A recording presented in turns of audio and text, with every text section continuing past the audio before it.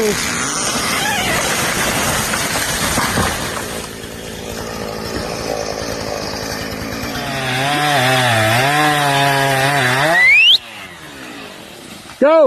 Go, go, go!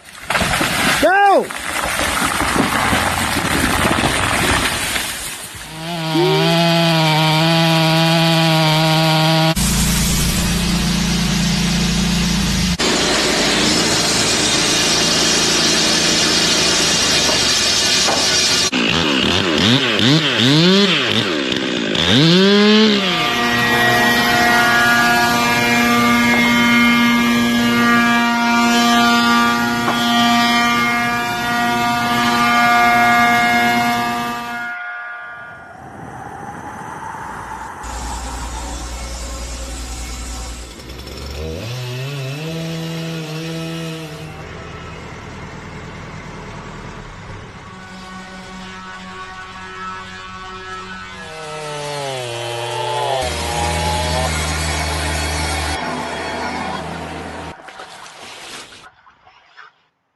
Help us give a warm welcome to our special guest, John Faber with Hudson Forest Equipment.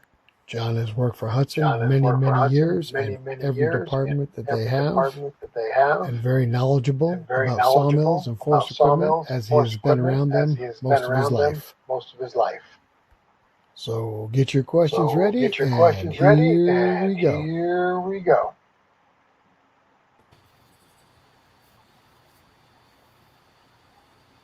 Didn't realize that had an echo in it.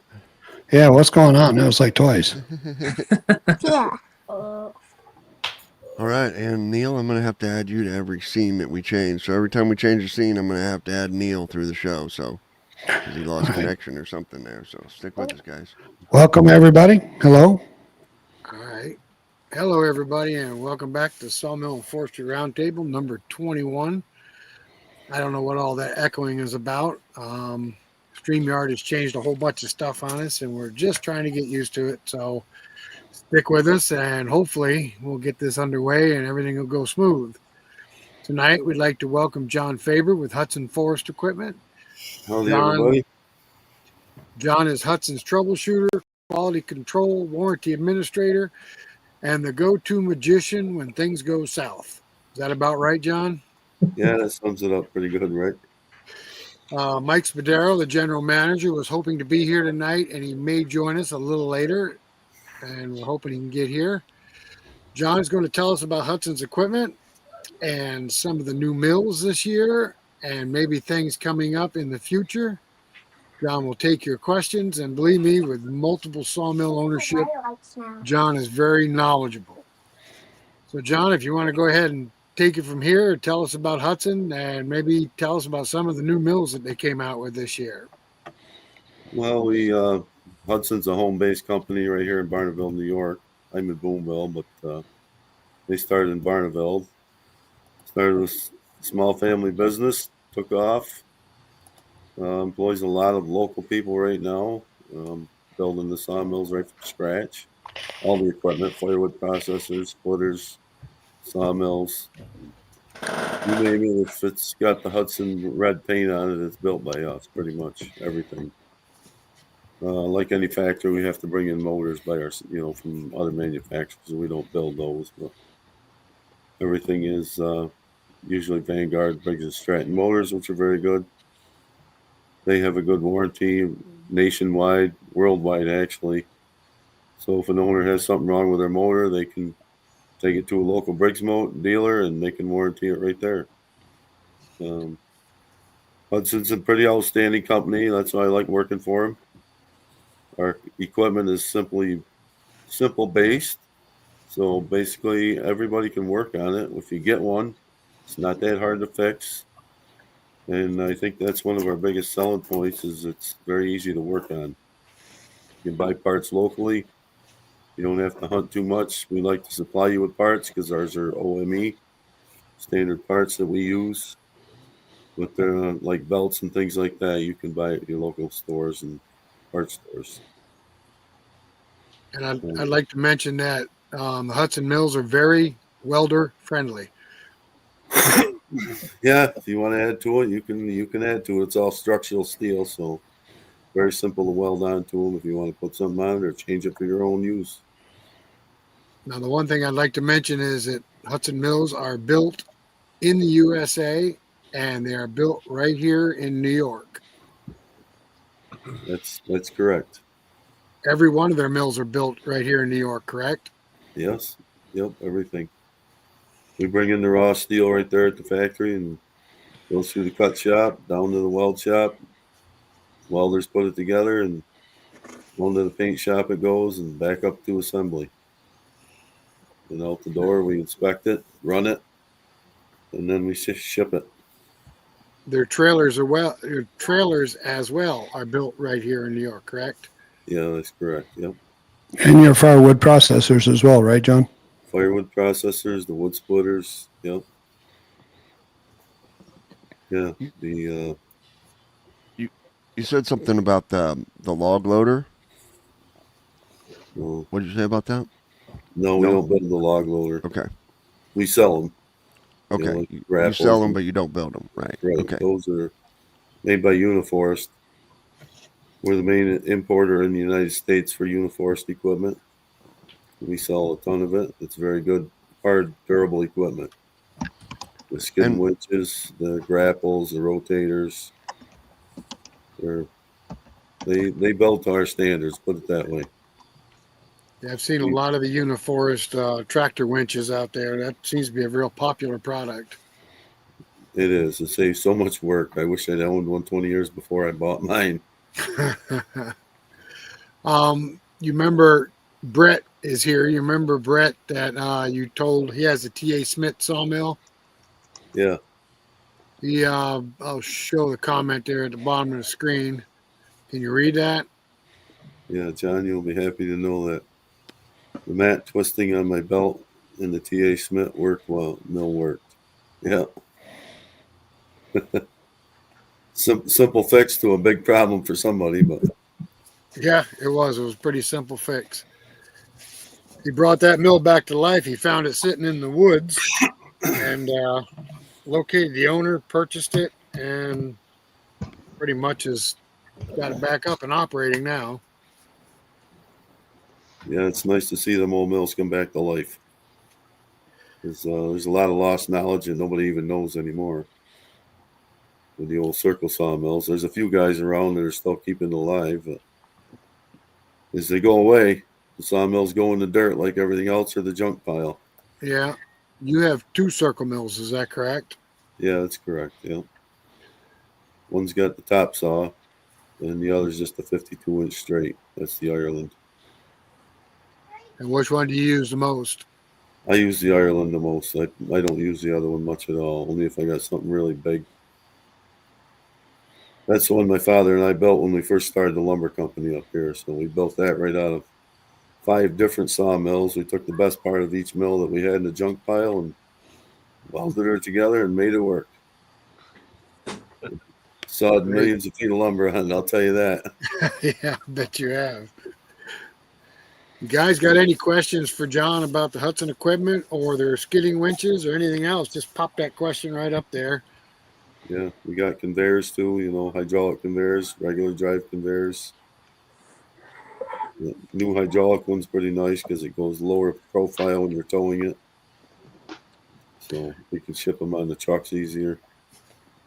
The one thing I like about the Oscar line of your mills is all the Oscars are offered with the electric raise and lower on the head, and you can get a drive system for that mill as well, correct? Yep, any of the Oscars, you can put the power lift on it now. We sell a kit for the 330s. And then there's also a kit we can put onto the 528s, which is the smallest one. And you can also put the set works on if you put the winch on it. You have The to auto put the auto feed system on there too before you Right. put the set works on, right? The power feed, yep. You don't Yeah. have to, no. You got to put the power lift on it with the winch, with the set works. But the set works will work without the drive, the feed. Yeah. Yep. Absolutely. Yep. No, I didn't realize that. Sure. So you can actually you can actually buy an Oscar line of their mills, which is a manual mill. And as your business grows, you can actually grow the mill with your business. Yeah, that's the question I had was, what do you think is the most popular model they'll make? It's a 336, the Oscar 336. Yeah, that's a durable mill. It always has been. That comes already equipped with the power winch on it, so it's easy to put the set works on it. It's easy to hook up the power feed if you want.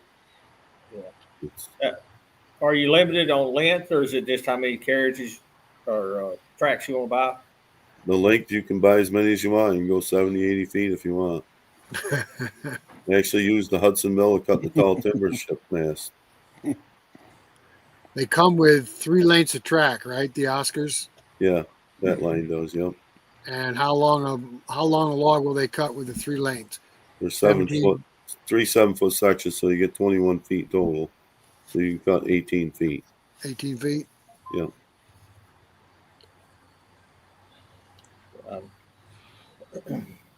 So, I had another question I was going to ask too, and I forgot now.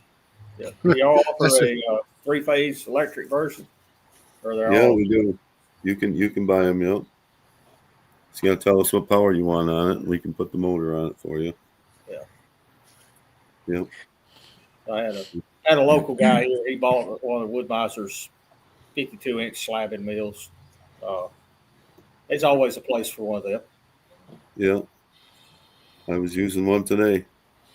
The Hudson 52. Yeah. Diesel. You guys had one at Bunyan too. Yep, they had the slabber. That's the light model. I got the Oscar 52.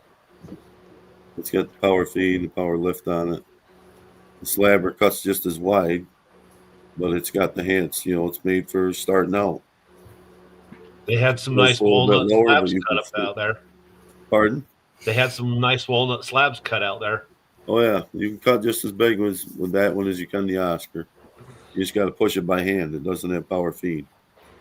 Oh, And it's got the hand crank winch. So crank it up by hand, push it. But it's a much cheaper model to get started with, or if you're just doing a little bit, it's fine. Better Is than that chainsaw. is that the same one they had the Woodson stays, John? Yeah, the slabber. Okay. Yeah. That's a big mill. It's huge. Yeah. Now, Yeah, I know the slabber will actually cut a 52-inch diameter log, correct? yep. As will the Oscar 52. Correct. Yep. And the distance between the guides is 48 inches. So you can take a 48-inch slab off. 48 inches. Actually, on my 52, I've taken the guides off and made the cut so I could get the full 52-inch cut. Just go a little bit slower with it, it'll be fine. You just have to have that big heavy equipment to get it off of there, right? Oh yeah, yeah. You gotta have big it's heavy equipment to get it to there. Yeah, Roll it on. Well, Andy and Paul 4 ton a piece. Actually experienced you using one of those. Was it the slabber, the Oscar 52 you took over to Andy and Paul's? The Oscar 52. Yeah, Yeah, we've got 8,100 views on that. That's a good video. That was a nice walnut. yeah, that was a big walnut. We cut that up on the trailer, didn't we, on the heavy duty Yep. trailer? Yeah, Exactly. we didn't even unload it. We left it right on the trailer. It was perfect up there. Yeah. Yeah, that was a good video. Yeah. All right, guys. Anybody out there got a question for John? Pop it right up there if you got a question about the mills and stuff. Now you have they have sales on their mills quite often, right? Yeah, we have dealer sales. A lot of them, discontinued models that we're trying to get rid of too. That's what new old stock, Old right? old stock sales, like that. Some of the dealers have as well. We're kind of sold out at the factory right now Look, it's kind of weird. on that kind of stuff. But some of the dealers still have it out there. getting rid of their 2024 stuff for the new year coming, 2026. Anything that had older 24 and 25. Now you have a double-sided edger. Yep. Is that comes with an electric motor or a gas motor, correct? You can get it electric, yes, sir. Yep.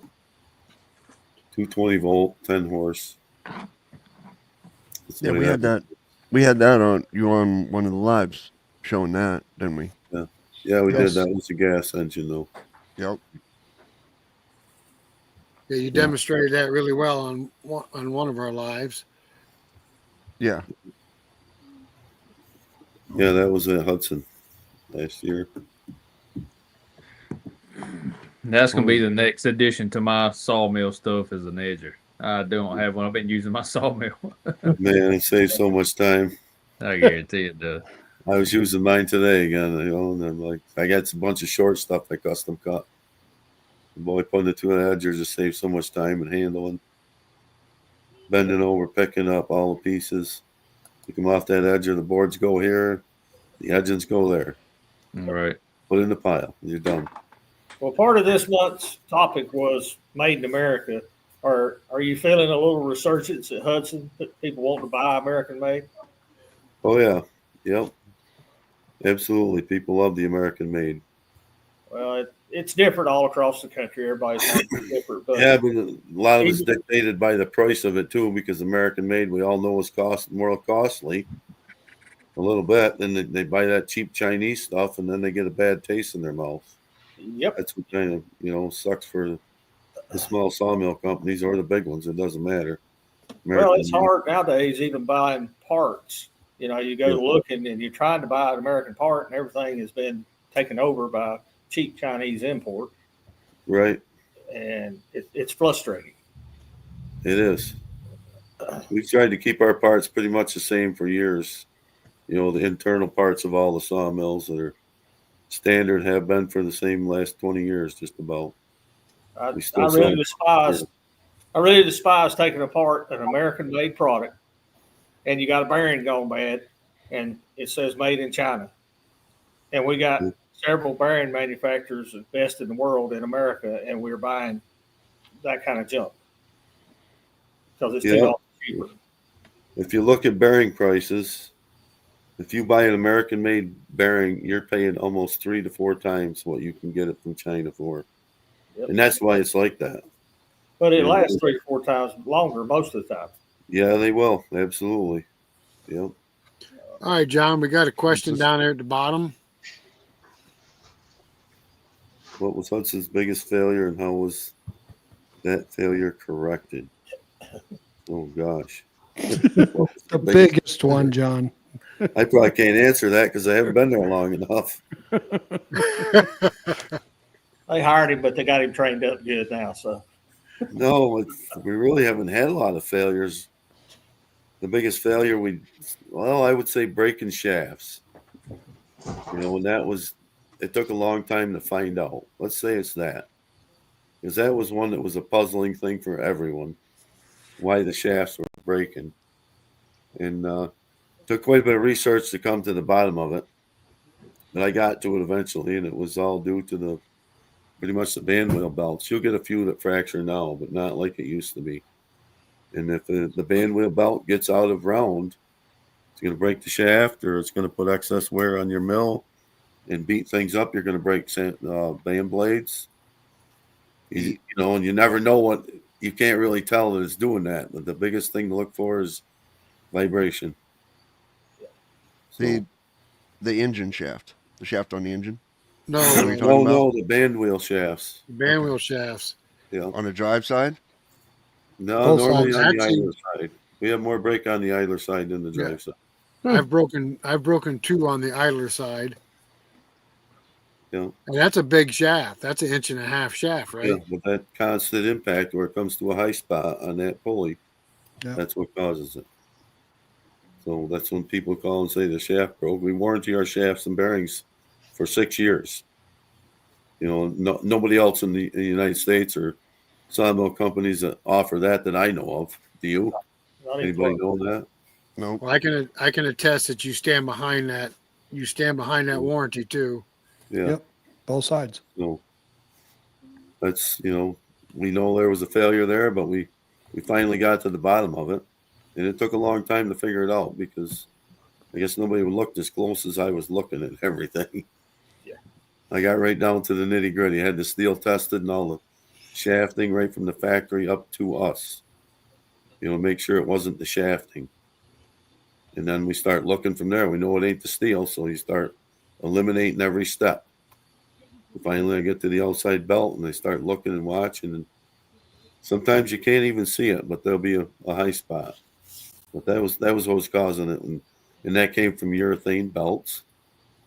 A lot of urethane belts are great, but if they get hot on one side and you stop the band mill, I think that's what causes it. Yep. Knowing the cause is beyond my knowledge, but what causes that shaft to break, I think we got it figured out. And that's because there's either a high or low spot on your band wheel belt. Are you running a urethane belt standard or the regular? We used to because we had a good manufacturer.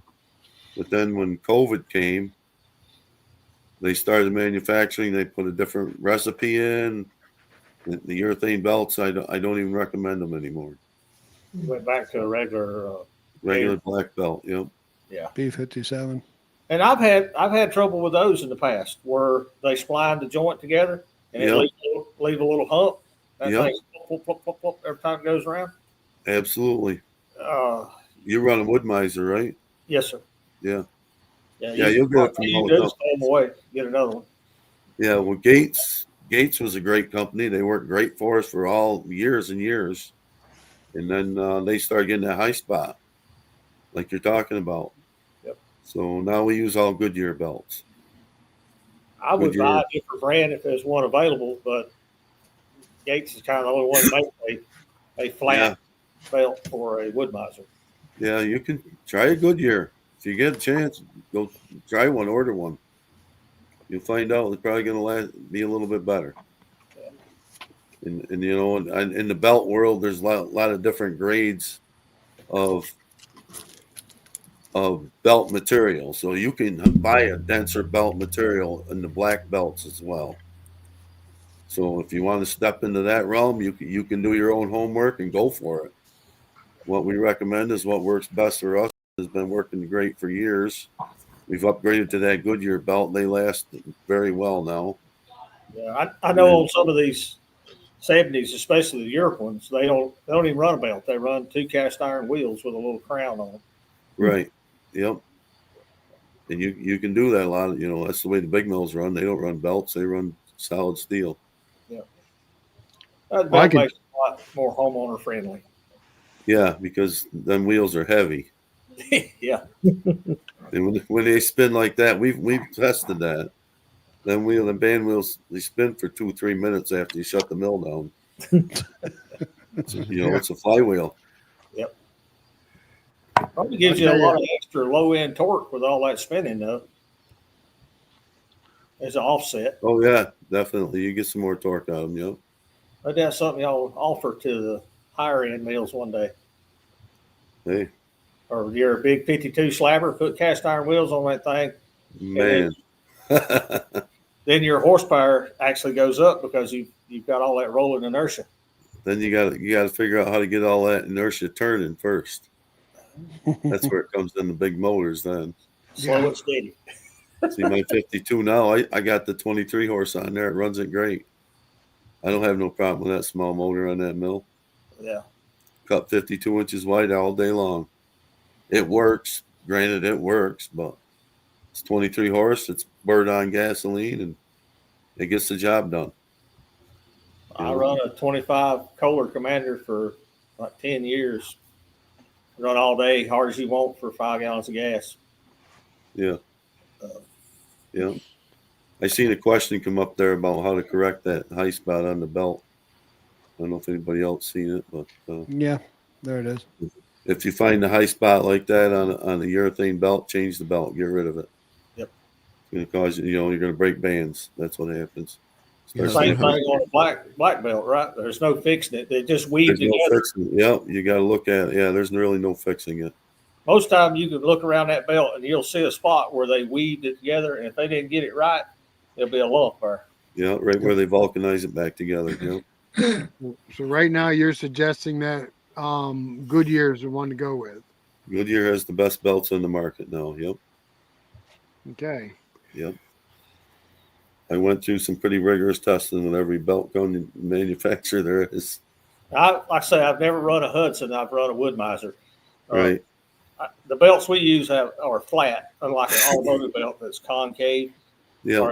Are the Goodyear belts flat that you use? They're flatter than the gates were, but they got a good grip. They stick above the wheel far enough to grab your band blade good.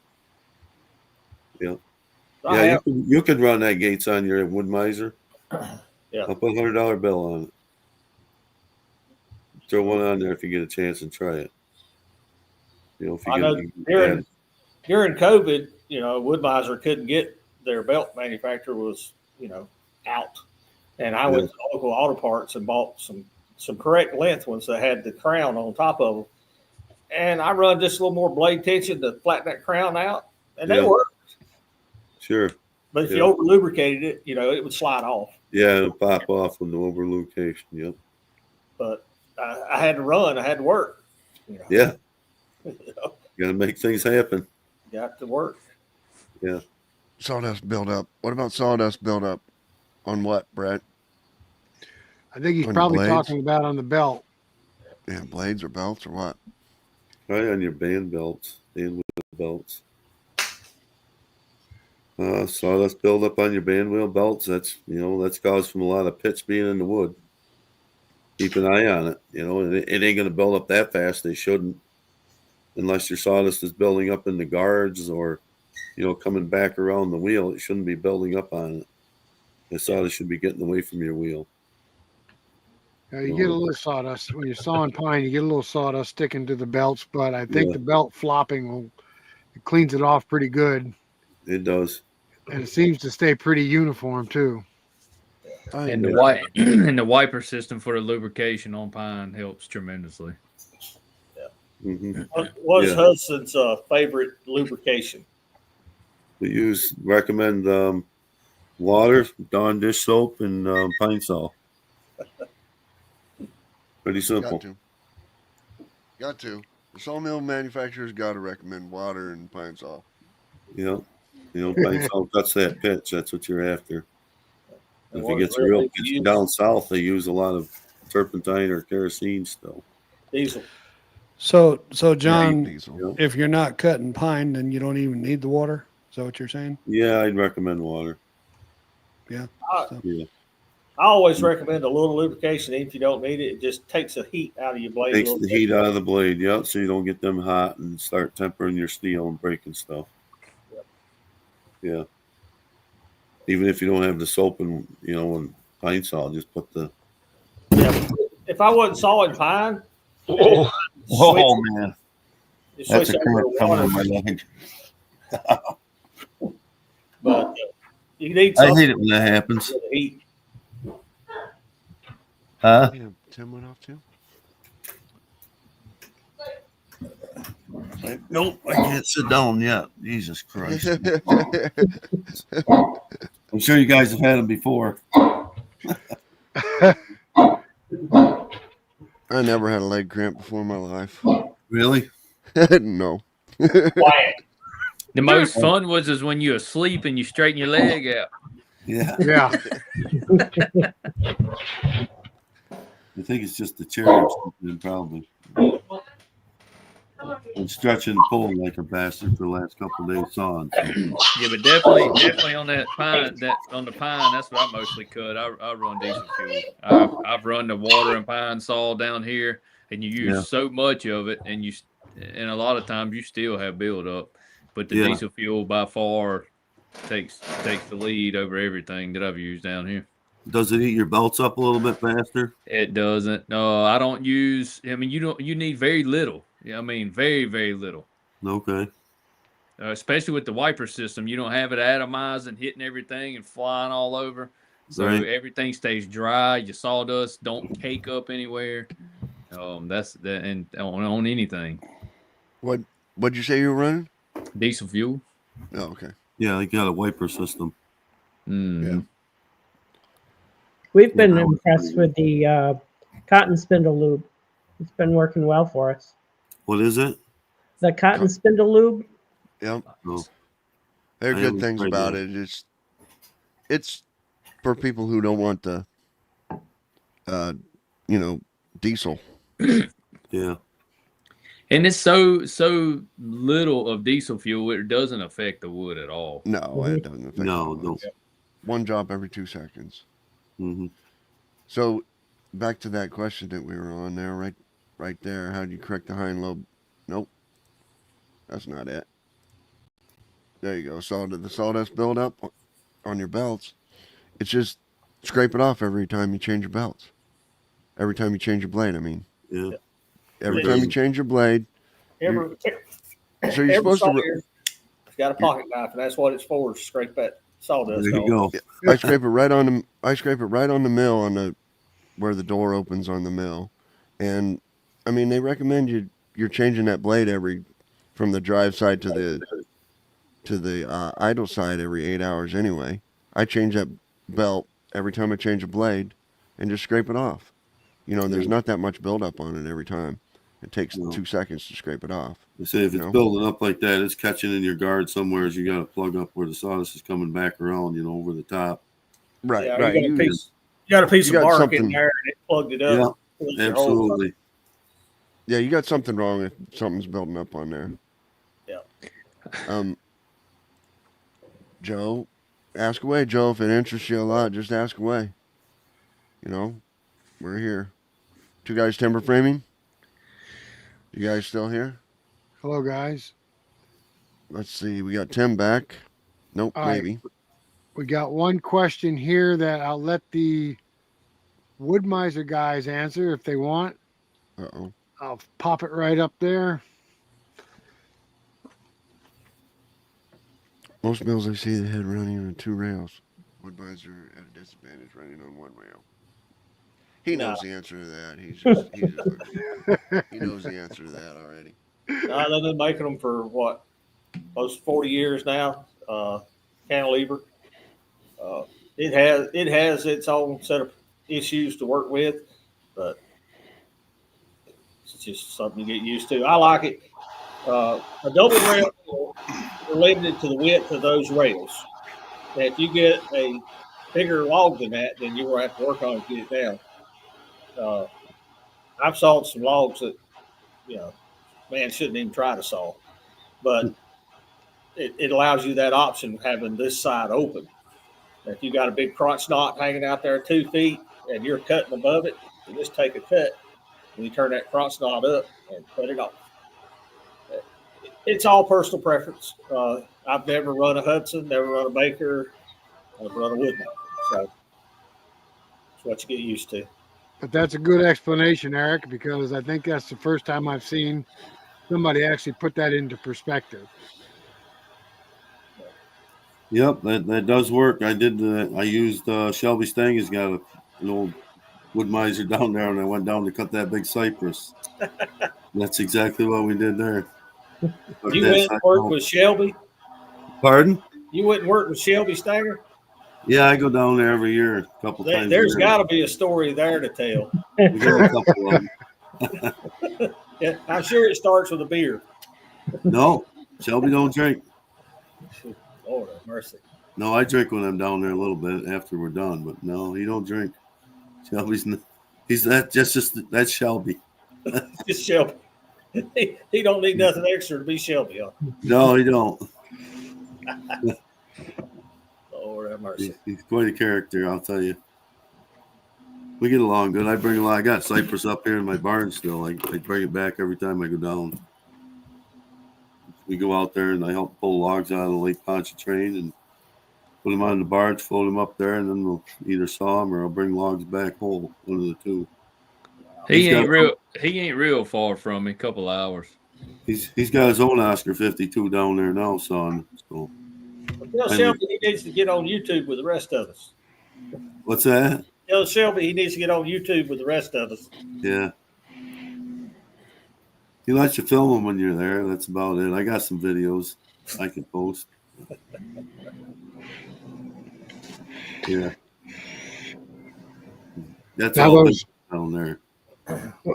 those cypress they pull out of the lake, are they really that worth that much? Oh yeah, that's real nice. It's beautiful one. It's all the sapwood's gone off the outside edge. It's got that water wash to it too. So it's got barnacles and stuff growing. It's beautiful. Lots and lots of colors in that sinker. Yeah, it depends on where you pull it too, because it'll be different color in one side of the lake or the other, or the rivers or whatever. Right. You get the yellow, you get the chocolate, you get the bronze. I've seen it all different colors. When you're trying to market that, are you making your money selling it local, or are you making better money trying to move it out to different parts of the country? I don't saw that much of it, so basically everything I bring home, I either make it into furniture, tabletops, chairs, whatever, or I just sell the bar tops, tabletops raw. You know, Yeah. I get $30 a board foot. You know, I'm 4 states away from you in North Carolina, and I have people calling me wanting cypress. And I'm like, you do realize it don't grow here, right? Yeah. You got to go out there to Alabama, Louisiana. Yeah. Lowland. It grows in South Carolina, down in the Low Country. That's nowhere. That's still 6 hours away. That sinker cypress, that's old wood. You know, that's been dead, laying in the rivers for 100 years or better. Yeah. Maybe thousands. Who knows? You know, buried in the mud. Yeah. A lot of my family's from Morgan City. Oh, that was a sinker. I mean, one of the cypress capitals, where most of the cypress came from for a long time. Yeah. My grandfather used to tell us stories when his grandfather was cutting them down with hand saws and the springboards, and they was logging way back when. Yeah.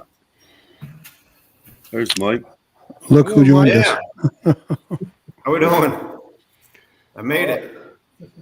Yeah. You got an echo, Mike. If you look at I think it's acoustics in his room. the old map. There's nothing in here. If you look at the maps of Louisiana from above and Mississippi and that, Google Maps and zoom in close on the big forest, you see like a wagon wheel ring. And those rings were formed. That's why the bayous are there. They would put a winch in the center of that and then pull the logs from every direction to that winch and then make a channel out to the main river and float them out. Really? That's how they pulled them out of the woods. They'd anchor that winch to a great big tree. They have a landmark that we fly over all the time called the Wagon Wheel down there by north of Venice, Louisiana. And you can see it when you fly over it. You see the center and you see the spokes come out, and then it's round all the way around. Yeah. So you can see it's called the Wagon Wheel. Yeah. A lot of people wouldn't know what that was made from, but oh yeah. You look into history a little bit and logging, there's a lot of hard work there, my God. What did we lose, Craig? I think so. Well, welcome to the show. Welcome to the show, Mike. Mike is the general manager of Hudson Forest Equipment. We were hoping he'd join us here in a little while. Are you in your new studio room? I am in my new garage. It has nothing in there, I can tell. No. I was. I've been working on it all day today. It's empty. Well, it probably won't be for long. No. So this is all boards that I cut up in Maine at the Logger Expo. It is empty. It's a bowling alley. That's not a garage. It's going to be a kid's playroom. Oh. I see Joseph's here. John Faber got me the timber off of his mill to put the stud walls up. Nice. And the gable ends. So, Mike, why don't you tell everybody a little bit about yourself and what you do? And I'll see if I can get you on here. Let me see if I can get you on here first. Hang on a second. Oh, you're we'll going to get him up main screen. We'll put him in John's. Yeah, we'll add him in John's spot there. We'll just take out John's spot. There you Oh, go. there There he you is. go. All right, help yourself. You got stage. All right, so yeah, I'm Mike Spadero. I'm a general manager at Hudson Forest Equipment. I've been there 20 years. Seen the company grow quite a bit in 20 years. It's been pretty cool to be part of. A lot of work. Anybody who doesn't know Hudson, we are right in my hometown in upstate New York, just north of Utica, New York, touching the foothills of the Adirondack Mountain region. So yeah, it's been pretty cool being part of a manufacturing facility in the United States in my hometown. And it's amazing all the people, even in our town sometimes, that don't realize how far the place goes. If anybody, I know, Rick, you've been there. Yep. But the place just kind of, you see it on the road, but it just goes back. So some of the locals are like, wow, this place just keeps going. Yeah, it does. Yep, it sure does. Now, in 20 years, you've been there 20 years. How much has it grown since you've been there? Well, you've seen the building in the back. They were just putting that up. The building where I guess I'd call it still my main office in the sales building. We were assembling mills in the back of that building when I started. And in the snowmobile shop, that's where our powder coat was. Okay. And you guys are all over the country. Yeah, well, yeah, all over the country. In my younger years at the company as sales and then sales manager, I traveled a lot. I called a lot of locations, tried setting up dealers. I had a lot of wheel time. Take the stuff that we built, bring it over to different places, kind of set some appointments, show some people who wanted to resell our product, and set up dealers. I guess How many dealers? Took me 7 years to get, but it turned out well now. He's actually our distributor out west in Colorado. How many dealers off the top of your head? We're right around 40. Yeah, we've been upwards over 50. We're in the 40 range right now. Nice. Now you sell mills overseas as well. I know. Yes, yep. And I actually had a location that was doing container loads in England. It was called Just Saws. They were out of Haslemere in the UK, which is in England. That was pretty neat getting them set up. A little different rules that they have with the CE certification, and unfortunately, making changes to keep us legal to sell there. Our price kept jacking up, and then our competition was underneath us, so they kind of slowly petered out.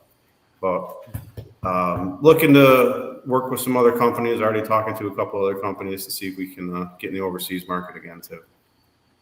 On a more regular basis. We ship anywhere. There's mills in Africa. There's mills in Australia. There's mills in Costa Rica, Chile, you name it.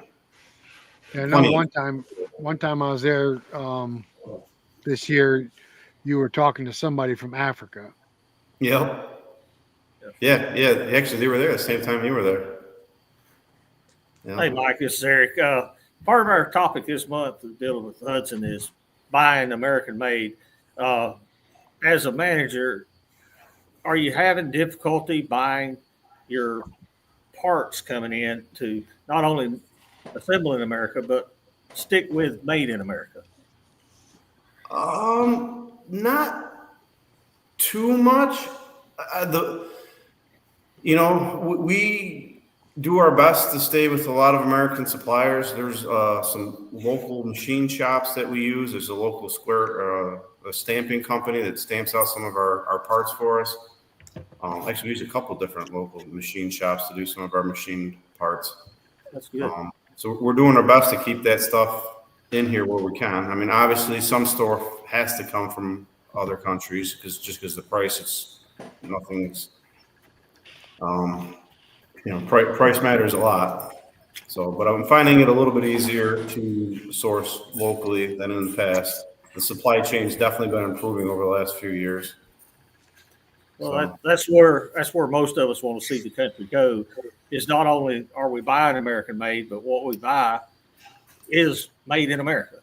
Right. But there's some things that will never come back. Okay, there's some widget spinner crap that we just can't make. It's too cheap. But when it comes to steel, aluminum, bearings, hard parts, we ought to be able to make that in America, and you buy it and put it on your product, and we buy your product, and it's 80-90% made in America. Right. That's where It's I'll be honest, like our American suppliers, it's a lot easier to work with than the overseas suppliers. Yeah. You can make changes quicker, availability is better, and communication's better. Yeah. I think one of the things about, especially, for people buying in the United States, if you're buying American made, you got to think about the other things. There's availability, there's parts, there's service, there's someone that you can talk to on a phone. A lot of times, I think some of the stuff that's you buy that's not here, yeah, it might be great now. They might have parts now. What happens in 10 years? We got mills that are 20 years old. Somebody calls up, it's still stuff we're using today. We can get the part for them. It's awesome. Good. Yeah, that's what we're looking for. Somebody to stand behind their product. There's nothing worse than buying a new product, whatever it may be. And we was talking about it before you come in. You tear it apart, got a bearing going out, and it says made in somewhere else. When we know there's manufacturers in America that make one that lasts 4 or 5 times longer. Yeah, they got it cheaper, but I'm having to pay to replace it because it just didn't last. Right. All right, Yeah. we got a question to pop up there real quick. I think we personally, if we're cutting dimensional lumber, we roll the log 90 degrees. If we're cutting slabs, we roll it 180 degrees. Everybody else agree with that? I agree. Yeah, I would concur to that. Yep. I changed it up. Opposite of what Rick said.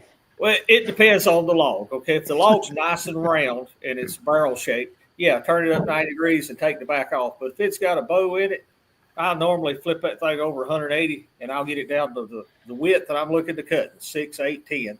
And then I'll stand it back up and shave that bow off all at once instead of having to make 2 or 3 stripes at it because you missed getting enough off of it.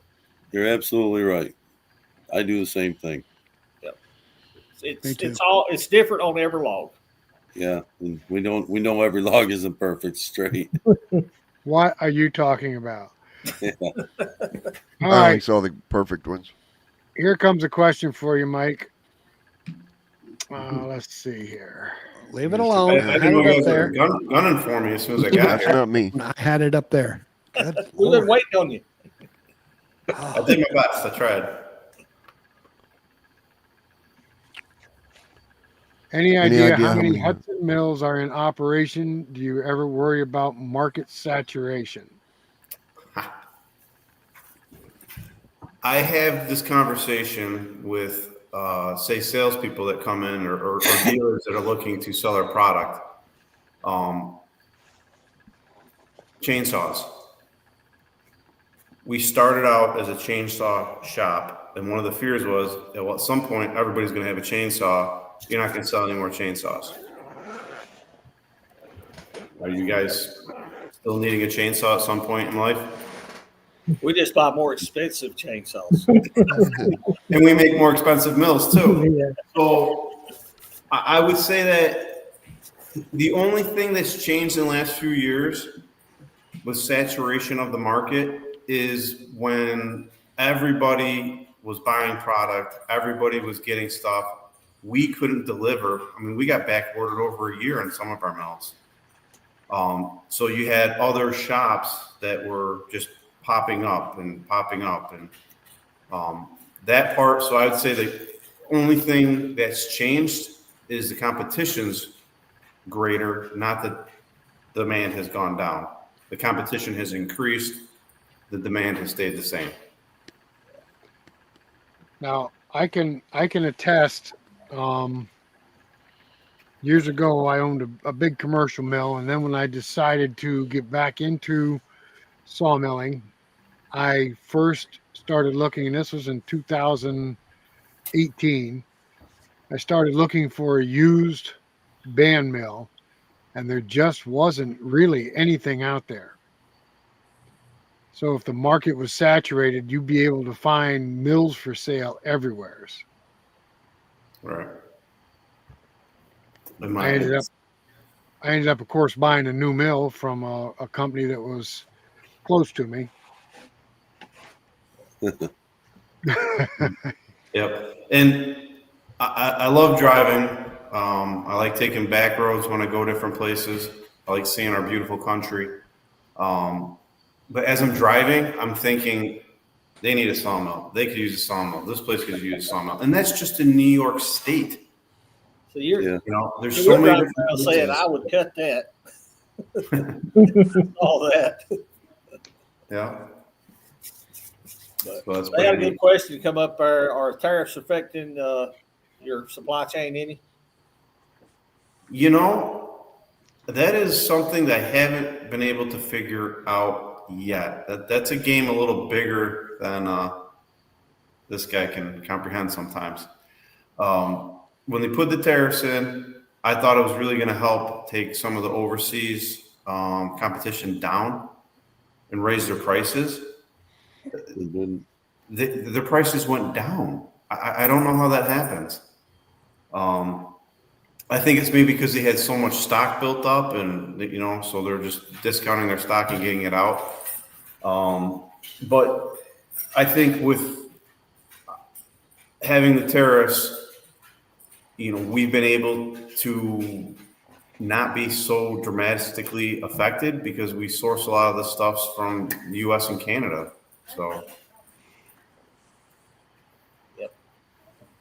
How about just the demand though? How about just do more people? I mean, I know COVID was a big time for sawmills, but that tariffs hasn't affected the demand for a sawmill. You know what I mean? Here in the United States, are more people? That's not a thing, is it, or is it? You think? I don't think the tariffs are affecting the sawmill market. I still think it's the overflow of everybody building the same thing. Right. Has affected the sawmill market for everybody. So you got all these newcomers that are trying to do something, all these overseas guys that are, it's hard. I mean, everything you see on the internet is not true. No way. So, I mean, you have to really do your research to figure out where something's actually built. I agree with that. Now, 100%. that question you see popped up on the bottom there, Joseph is having a real hard time. He wants to buy a sawmill, but he just can't seem to get his fingers grasped around one. Do you have any great deals that Joseph can get into a sawmill there, Mike? Well, I guess it depends on what size he's looking for, but yeah, I like to think we have great deals. You know, our sawmill started $2,500 still. That's a put together yourself now. The new Homesteader line is just, we did a home run on that. So that's going to be great. Once it gets out there in more people's hands, I think they're going to be pretty excited to see that. I know, Rick, you got to see it. You're just like, yep, this is a great mill. Oh Lord, yeah. You can Actually, Mike, that Homesteader 33 that you guys put together, I was just in awe. That is a great mill for the price. It really is. Yeah, it is. Yeah, it is. And we're going to do our best to hold that price, you know, but it's hard to get there. I mean, you know, you know how many people work there. We got quite the crew that we have to have, you know, put food on the table and stuff like that. But yeah, we're going to doing our best to hold the price, have something affordable, and have more people have a Hudson mill. And that new Oscar 528 is just amazing too. I love the improvements our team has done this last couple of years. Now you have sales on discontinued mills and stuff all the time, correct? They're pretty much cleaned up now. There's a couple more at some dealer locations. That's why I like to ask, anybody looking for a sawmill, where are you at? Everybody likes to call the factory because they think it's the best place to get a mill. That's not necessarily the case. We're stuck with what we're building now. But if you got a dealer in your area that's got something that's a couple years old, there's probably been a price increase. They're discounting it and blowing it out. So contact a local dealer and see what you can work with first. Do you have a dealer locator on your website? Yes, we do. Yep. You put in your zip code or whatever, and it'll pepper your map. There you go. Yeah. And if you look at our dealer locations, and then you look at where the trees are in the United States, if you ever see a forest map, they line up quite well. Right close by a tree. Joseph had another question for you. What size log was that $2,500 mill cut? 21-inch diameter. Length is unlimited. You just add on more track. And if you buy a $2,500 mill, you're going to need a tractor to load that 21-inch log, buddy. Let me go ahead and tell you. Yeah, nobody realizes. No. Yeah. You're not going to buy a $2,500 tractor. No. Okay, Eric. All right. There's another question up there. Eight and you might. Time for your sales pitch, Mike. Oh, I'm just seeing that now on this thing. I mean, there's a lot of mills out there. There's a lot of different companies out there. Hudson, we're known for our simplicity. We're known for our durability. We're known for our service. That is definitely, one thing. Most companies don't even pick up the phone anymore. We're still able to do that. It's getting harder and harder not to have an auto attendant when you call. But that's where we're at. We're not the cheapest anymore in the market. When we first started out, we were probably one of the lower price mills out there, but that was our way getting in. Then you get bigger, that gets harder to do. Then you get overseas markets coming in to beat you up a little bit. But we have a fair price and a great product. And there's good competition out there. That's what makes America go round. That makes us get better. That's why we come up with new ideas and new things. You mind me throwing in there, Mike? Huh? You mind me throwing something in there on that too? You can go for it. I'm gonna let my dog out of here because was the bearing on each side of the band wheel. That was one of our biggest sellers for years, where we killed the other companies, because it was made so much tougher and more durable. And plus, we got the 6-year warranty on our bearings and shafts, so nobody can match that. Yeah, I can attest to that. You're lucky to get a 2-year warranty with any new mill. Yeah. Yeah. You talk about main bearings and shafts? Yeah. Yeah, it's a 6-year warranty. Yeah. And it's a great design. It's a little bit harder to build compared to some of the other competition out there, but it's a great balanced design. It's yeah, that's our thing. That's our H frame. Yeah. Who wants to take that one? What's the easiest way to charge people for sawmilling their lumber while you're still learning? The fairest way is board foot. If you make a mistake, the customer's not paying for it. Yeah. Nope, that's for sure. You're not going to start out on day one and make money. You're going to start out on day one and learn. And maybe in a few months, you'll be making acceptable lumber that you'd be proud of. I think I find you a bunch of projects to build around the house and learn. They'll just tell anybody, saw your own wood, use your own wood, and if you complain about your own wood, your customer will. Yep. Build your own sawmill shed with your first cuttings. And you can learn. And you can also learn. You can also learn by cutting some of that wood and stacking it, and looking at the wood grain and how it dries and how that stuff bows and bends. And you'll learn a lot just from not even using it, but stacking it and letting that stuff dry before you use it also. Exactly. Yeah. And I have a philosophy that if you're selling lumber to a friend and he's still your friend when you're done, you didn't charge enough. It's So why am I not buying lumber from you? No. My policy at the mill is always, if you don't want it, don't put it on your truck. That's it. Leave it in the pile. Yep. Or throw it off to the side because I'll take care of it.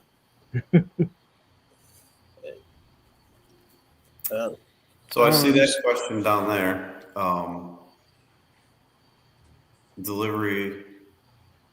I guess with Hudson Forest Equipment, you know, it's a lot of that, to answer that question, is dependent on the location that you're buying it from. You know, we try to have local service. We try to have local dealers.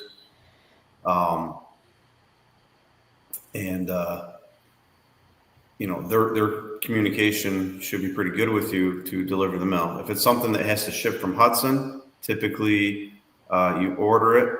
If it's coming from a dealer, then the dealer's going to start communicating with you. If it's something that we're shipping, once it's shipped out, you're going to get notification. You're going to get tracking. Once it gets to your local terminal, they're going to call you and set up a delivery time.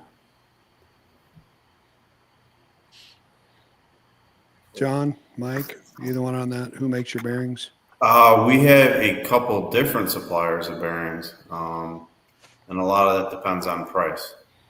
Gotcha. So I'm not really sure how to answer that because there's a lot of different suppliers of bearings. If you're on a traveling job or anything like that, I always recommend having you a spare set of bearings. Yep. That's like for anything. Yeah. Yep, That's right. yep. You know, Have bearings. Bearings are good. Well, Rick, there's a good question for you. What innovations would you like to add to mills? What haven't I added to my mill? Whatever you can dream up, guys. Whatever you can dream up, you can add to those mills. Yep. It's gotten so bad. I'm like, oh, look how well this works. I got to call Mike and tell him.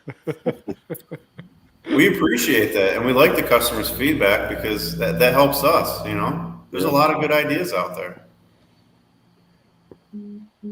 One thing I made a joke about it earlier tonight with John, but Hudson Mills are very welder friendly. I use a welder on mine all the time, and not because it's broke, but to add stuff to it.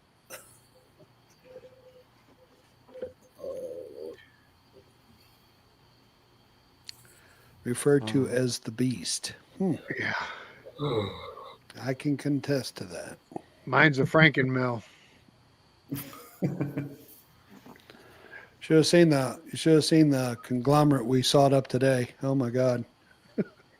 Only Yeah, on a Hudson. If you could have seen what we cut up today, Mike, you would have been impressed because it was a tree crotch that had about, what we say, seven different branches different off of limbs it coming out of it. in But one big section. limbs. We're not talking about, it was a silver maple. You know what they look like in people's yards. Wow. And there's probably 34 inches conglomerately put together. Yeah, we had to cut a little bit off of one side to get it through the mill. Did you guys video it? Oh yeah. All right, Oh, we so did it. we're waiting to see it. It'll be the video for Wednesday, right, Tim? Wednesday, yeah, Wednesday. Wednesday, yeah. There's another one for you, Rick. And thanks, Neil. We had another 500 today. They don't stop, do they? Nope, they sure do not. Snow. What did I tell you guys about the steaks, man? I told you. I thought I was nuts. Another 500 today. Now, that's another piece of equipment that Hudson sells is a steak sharpener, and they have a very nice steak sharpener that'll do, what's the biggest to the smallest it'll do? They do 2.5 down to 1 inch. 2.5 down to 1 inch. Yeah. And I looked at their machine and I'm like, boy, that's interesting, but is there really a market in steaks? And John said there is a big market in steaks, and he was not wrong. We started making steaks, and it's just gotten crazy. And once the growing season was over with, we were still getting hit with landscapers and construction people. And now we're getting snowmobile clubs buying steaks from us for signage. Yeah. Yep. It just doesn't end. Yeah. I usually get 1 or 2 big orders in the spring just past order was 20,000 for that one farmer. How do you sharpen yours? I don't sharpen them. They don't sharpen them. They use them square. They do just fine in the soil that they're in. Yeah. In clay? It's not clay. Oh, it's where not? they are. Oh, okay. It's not too bad. You won't drive no square peg in this Polk County rig clay. There's some areas around here an auger has trouble. Yeah. Neil, where are you from? I'm South Mississippi, Okay. all the way on the coast. So you don't have to worry about making stakes for snowmobile trails, huh? Absolutely not. What's a snowmobile?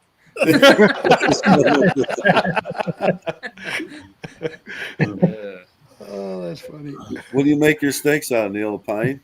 I just use pine. That's all they use. They usually get 2 to 3 years seasons out of them. They pull them up every year, bundle them, get them out of the weather, and so you figure they only stay in the ground for a couple months, and they pull them right up and put them out of the weather. Right. Yeah, there's a huge industry for steaks. It just people don't make. There ain't enough steak makers out there to satisfy it. One piece of equipment I was talking about the edger earlier. An edger with a bunch of blades on it to run that one slab would sure speed my process up tremendously. We can sell that to you. We can build you a gang edger. We sold a few of them for that. Yeah, we do. I got a guy out in Massachusetts that does a lot of stakes. I mean, he's got a stake pointer. He's got an edger, and he made it into a gang saw. Or we helped him make it into a gang saw. He just rips them off the board, and yeah, he's got quite the setup going on. Oh, that's his whole business. All he does is stakes. There you go, Neil. You gave Rick an idea. Oh, no. No, there we go. You're going to be busy. Sorry, Tim. Thanks, Mike. Appreciate it. Yeah, they're a lot easier to handle. You just cut your planks to length. But our niche is we use hardwood, because we got plenty of maple and stuff up on our property here. And these clubs are like, yeah, we buy the hemlock from the Amish and they snap because they're full of knots. Yeah, that's true, but all of our stakes, we got as little knots as possible. And man, that's a big selling point right there. And I dig through my pine logs and try to get the best there is as far as no knots, but you do have to coil out a bunch. Yeah. I mean, I've cut pines big enough because I cut my logs at 16 feet because they want 5-foot stakes. And there's some of them I get 300 stakes out of one. I might have to throw 20 out of one log, and I might have to throw 100 out of another one. Right. But I mean, you're still making money out of the log. Yeah. Oh, absolutely. Well, we were offering 4 and 6 footers, but we just dropped to 4 foot and just made everything 6 foot now. Some 8 footers. I couldn't imagine making money off steaks. That's crazy, isn't it, John? Falling uphill, doing something people need. Yeah, I just don't know how you can make any money off of it. A guy told me one time, he said, you create a service and you can make some money. Well, John, I can tell you right now, we're getting about $4 a board foot. Yeah. So that's not bad money. No, that's good money. Good. Now, are you gang sawing them on your mill? Basically sawing boards and sanding them up and just taking one inch? Yep. 5/4. Yep. Yeah, that's what I do. I cut. Oh, I got a video on it. I cut all mine stand edges up, cut them all again, then I'll get the chainsaw and cut them to length and on the mill and then stack them. That's what we do. Yeah. We don't even cut a square cant. We just slab the log, stand them all the slabs up, and then go through it again. Yep. Right. And then we call the ones out that have bark and stuff on them, and the good ones go on the trailer. That's right. After we cut them in half. Well, that's good that you've generated that market, because now when you're sawing a regular log and you've got maybe a low quality board, instead of throwing it away, you just say that, hey, we're gonna make 20 stickers out of that, or 20. Well, not even that. Like on the waste on when we're doing making steaks, we have the crafters box, and we first 2 cap cuts on there. We'll use that for the crafters box. So there's no waste whatsoever. Yeah. If you can't get a You can't find a use for a 1x1 or 1.5x1. You know, Stickers. pretty small. Yeah. You can make a steak out of it, though. You start making steaks, man. You turn that waste right into nothing, pretty much. I know. Just got a little bit of Yeah. redwood. It's crazy. And that's where the edger comes in, and you ain't trying to stand God, something with all that the edger. weight on the edge. You just lay it in there and get what you get out of it. Yep. I just- edger. You know, I just- the edgers, they're more expensive. You know, it's hard thinking that you got to buy almost the same price as you pay for your sawmill for an edger, depending on what sawmill you got. But they just speed it up. It's amazing. You doubled your production.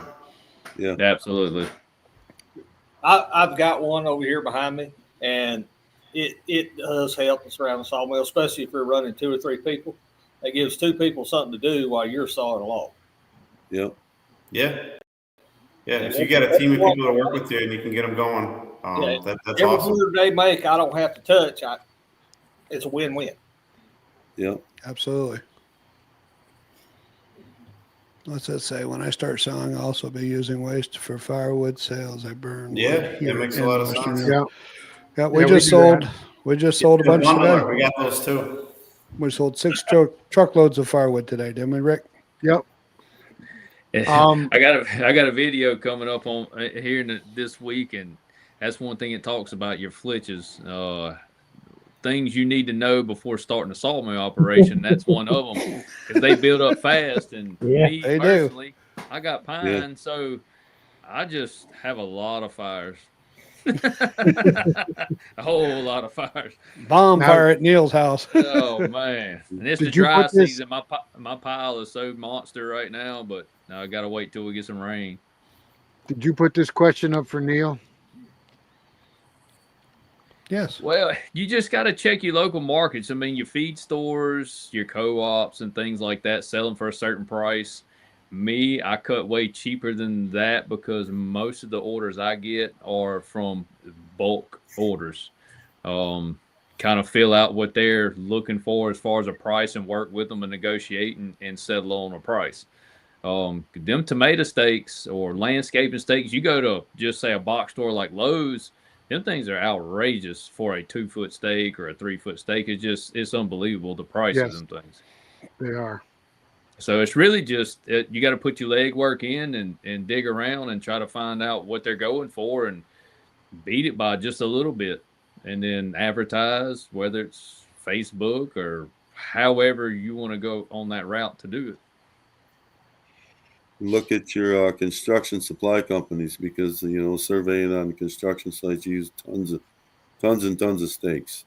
Yeah, any That's of your when I surveyors. realized there was a shortage for stakes, because I was into that, building roads and bridges and fixing buildings and all that. And every survey year you start in the spring, you're trying to find enough stakes for the job, and you got to do 8-10 miles of highway. There's a lot of stakes. Let me tell you what. Yeah, concrete guys, house builders. Yeah. I mean, Foundations, it's all yeah. there. Believe it or not, these little hardware stores also hitch you up, Right. And if you Absolutely. do bundles like 25 bundle in a bundle or whatever, who was it we was talking to, Rick, where we got them doing steaks? Oh, were it was selling- one of the YouTube channels. I can't remember the name of it. They were selling bundles to a hardware store. 25 25. bundles of 25. Yeah. So, Yeah.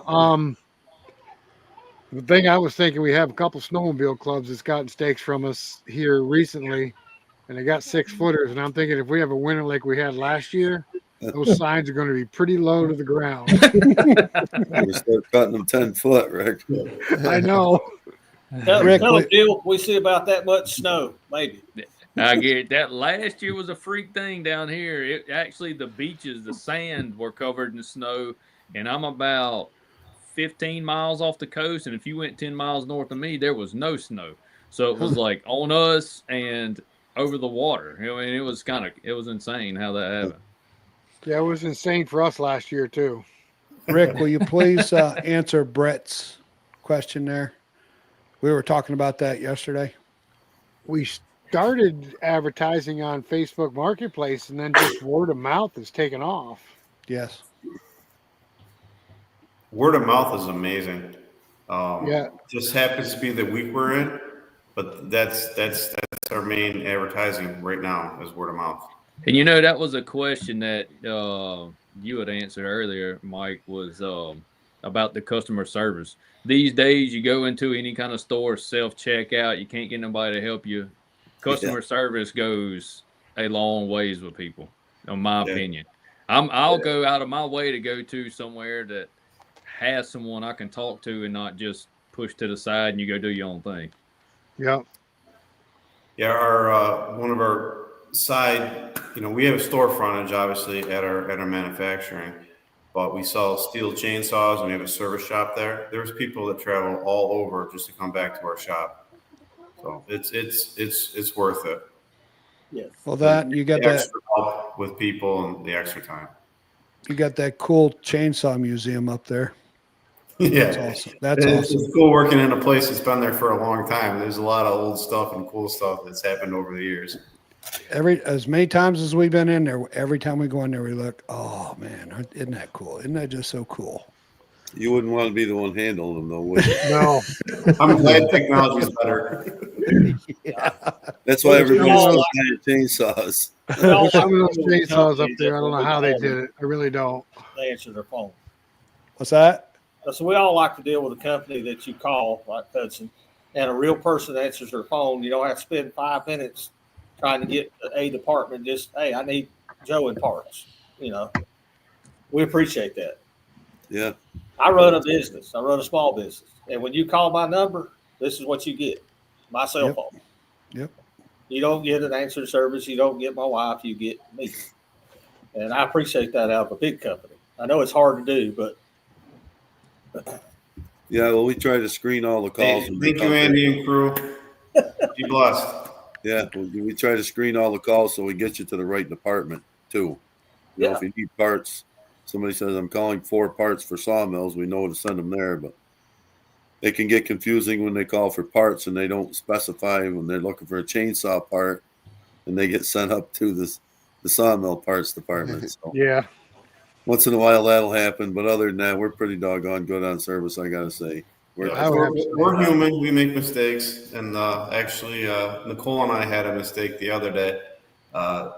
She had a question with a customer, and I answered the question, and then we didn't realize that they were still on the line. But it was during lunchtime. I'm like, what is that? And that was her dinner she had last night. We started talking about that. Next thing we know, the customer's still there. And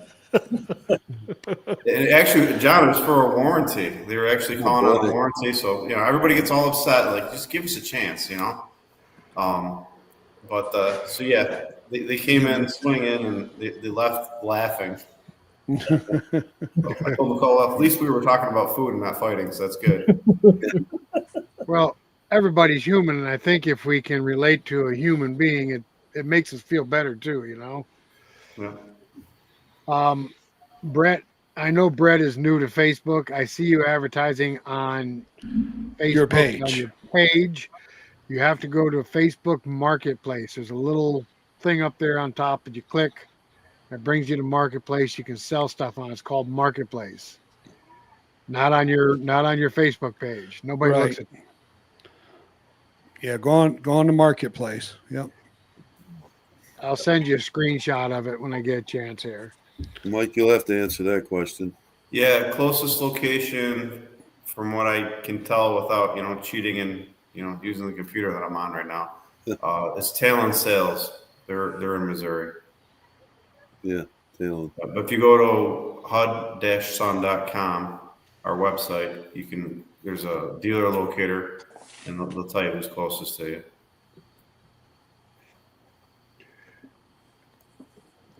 I can give Joseph an address where he can go get a wood miser if he's sneaky enough and quiet. Hey Joseph, there's one up north by Rockford in Rockford, Illinois, I think, somewhere up there. Oh, By the okay. Wisconsin line. And then you got to throw a plug out for Indy because, Wood Miser's right there in Indianapolis. That's just a couple hours away, too. Yeah. Yep, they are. But, yeah, they're not far from us. Well, I can tell you right now, I've witnessed it that Hudson and Woodmiser are very friendly with each other. Oh Yes. no, there's, that's the thing. I mean, it's people. Why do I own a Kubota tractor? Well, because there's a Kubota dealer 20 miles away. You know what I mean? It's the closest dealer there is. It's just, why do you own a Woodmiser? Well, because there's a dealer. You know what I mean? An hour away. Right. Now, ask Andy that question, John. Ask Why Andy that owns a question. Kubota? Because it's Right. orange. Because it's orange. Yeah. I can put in on this. One of my good friends, he's been Kubota. He runs the skidding winches that we have. Then all of a sudden he sends me a picture of his new tractor and he goes, I need a bigger skidding winch. And it's green.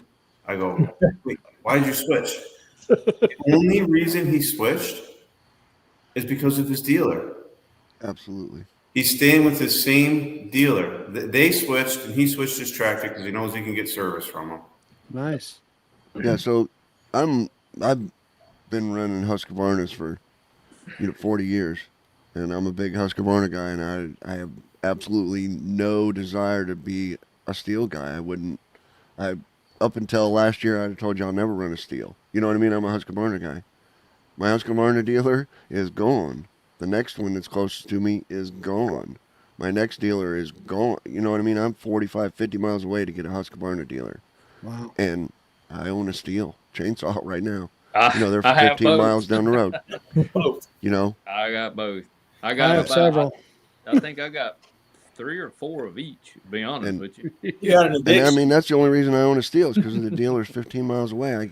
I don't want to deal with, even the steel dealer says, well, I'll work on your Husky, but, it's going to take us time to get parts and blah, blah, blah, blah, blah, I'm like, They don't just like sell it, me a steel, trust me. How many of each do you have, Neil? 3 or 4 of each. Oh, Yep. that's nothing. Ask Andy how many they have. 20, 21? No, there's probably not more than 12. 12. And one Husky. Most of them came from Hudson. So you just fill them all up with gas, and when one runs out of gas, just get another one. Switch to another one. Yeah. Oh, wait a minute. I know at one time you had a shed dedicated to just Saint chainsaws. They're all hidden away in there. He's still gonna got the start the Macaque, modern right? museum. What's that? He's You gonna still got start the that modern museum, Andy, right? Modern Museum. Modern chainsaw museum. Yeah, Modern Chainsaw Museum. You Not get as- you Not keep as good cor- as Hudson though. They've got a 2-man McCulloch hanging from the ceiling that I used to be on the end of in the early 70s. My dad had it, and Dutch Elm was going through, and he was cutting elm like crazy for heating the house, and I hated being on the other end of that thing. I would say. Yeah, they're a heavy saw to move. Brett's asking Cookie about business. cookies. Oh my gosh. You guys selling a lot of the cookie cutter holder, Mike? That's one of the things that's cool about when you bring out a new product. Everybody likes new products. So I don't know if it's just because it's new or history. So I can't really answer if we're selling more or not, or we just needed to do it sooner. Gotcha. But it's pretty neat what you can, people are amazing. Like everything that I've done, that's kind of the reason I wanted to cut my own wood, do my own thing. Like my garage is pretty much just because I've heard from what customers have done with our equipment. I'm like, why haven't I done this with our equipment? I'm building a house with mine. You The got whole a entire house from the ground up. Yeah, amen, brother. you got a cookie cutter too? You sell it for the mill, attaches to the mill? Yeah. Yeah, Hudson does. Yeah, we do for our different mills. 28, the 36, and now the 52. Yeah, we just did Oh, one you for- got a 52? Holy crap, I'd hate to see that one. Well, What do you make, cannon wheels out of that one? you can cut the same width as the mill can cut. I wished I had it this week because I've been cutting cookies all weekend with a 52. Yeah, it's a niche part. It's a niche market, Yeah. if you Right can now- get in, you can get some contacts that want them. And the best part is they're throwaway. So they're gonna have to buy them again for the next wedding or whatever they're doing. I know. There's a big demand for cookies like steaks. You got to find the right niche. Yeah. Well, sometimes I cheat because they want like little 6-inch ones. Yeah. Okay, I'll go out and get a branch with a chainsaw. Zip, zip, zip, zip, zip, zip, zip, zip, zip. There you go. Yeah. 40 of them. 50 cents a piece, please. I can't say I've ever cut one. Those are small. I know. Those That's are what like I'm saying. 4-inch. If you got the 36-inch mill, get one of the 36 cookie cutters and put like 3 or 4 across it. Come on. What do you We think? got our own. We don't. We got a jig already. I know you got a jig. Use it. We do. Put 3 or 4. Crafty people just love them. They eat them up. Yeah. And I don't know how everybody got into it because they check when they dry. They check. You can't stop them. Period. Yeah. So, You got to sell them green. Sell them quick. oh yeah. But Well, like I think- Mike said, they buy them for like weddings or something for table settings, and then they throw them away. So if you cut the tree when the bark The sticks two I to sold it, was for a wedding, and I told them I would do them a day or two before they needed them. That way they would stay round and not just shatter. Yeah. yeah, well, I've been reading up on how to do that, how to preserve them from checking. And Yeah. if they soak them in like a linseed oil Yeah. or like a teak oil and it seals the whole wood, then it just stays the same. Huh. Yeah, Won't let 'em dry. we've been told if you submerge them in mineral oil until it stops bubbling, they won't split. Yeah. But I just sell stuff. I don't make stuff. Yeah, I gotta try that yet myself. I haven't tried it. I turn trees into logs and logs into boards. And if I have a problem, I talk to you. Well, that ain't very often, Rick. Once in a while. It gets to be too much when you're trying to be a furniture builder and a sawmiller at the same time. Yeah, it does. It can get overwhelming sometimes. Well, a couple of years ago, when the market kind of slumped a little bit, when people were going back to work from COVID and the free money wasn't there to go buy stuff and try to be a woodworker, we decided to build raised garden beds. Mm-hmm. It's not hard. You slam 6 boards, 4 boards together in a rectangle and stick it out there. You don't even have to have a bottom in it.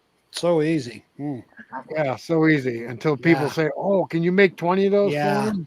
Yeah. He got us into that one. No more. We got out of that quickly. Yeah, real quick.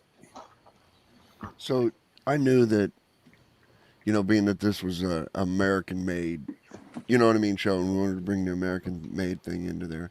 And I knew somewhere in there was going to be the customer service. You know what I mean? You just can't, you buy a sawmill off Amazon and there's nothing. You know what I mean? You've got to have somewhere to go to get that. And I knew that was going to be part of our American made show. I just knew that was going to come in there. Somewhere was going to be a dealer and where you can find a local dealer. Not just American made stuff. You know what I'm saying? Yep. Yeah. Okay. Yeah, no, very much. I knew we were going to go there. Somebody to talk to on the phone. Yeah, and I mean, when I come to you and I say, "Look, I've had my mill for 20 years and this happens." Now, I don't expect you to say, "Okay, here's your money back." You know what I mean? I'm just looking for you to help me fix it. You know what I mean? And give me some advice on fixing it. I'm a sawyer, not a mechanic, and that's what I'm looking for. I think that goes along hand in hand with the American made, you know what I mean, saying too. Yeah, a lot of the old mills are being resurrected. I've been taking tons of service calls on mills that are 15, 20 years old. They're buying parts. We still carry them. Pretty much all the same. So I see a lot of resurrecting mills coming back. And I think it's the older generation is dying off, and these mills have been being passed through the families. And that's when, my grandfather owned it. And my father said, let's use this mill. So that's what they're doing. They're learning together. Right. And even if you're not making money with a mill, if you have access to trees, they are a very handy tool to have around your place. to be able to construct barns, sheds. Yeah, I mean, the options are endless, but just another handy tool for your I guess homestead. Yeah, It's absolutely. freedom. Owning a sawmill is an extra freedom. You know, you're not going to be regulated. You don't have to do the same sizes of boards that you have to get off the box stores. You're 100% in control of what you're building. Well put. Very Yeah. well put. Well put. Yeah. That's our situation. We have 144 acres, and we have enough firewood to heat our house for the next 5 years. What else do we do with it? And that's when we got interested in the mill. Yeah. Yeah.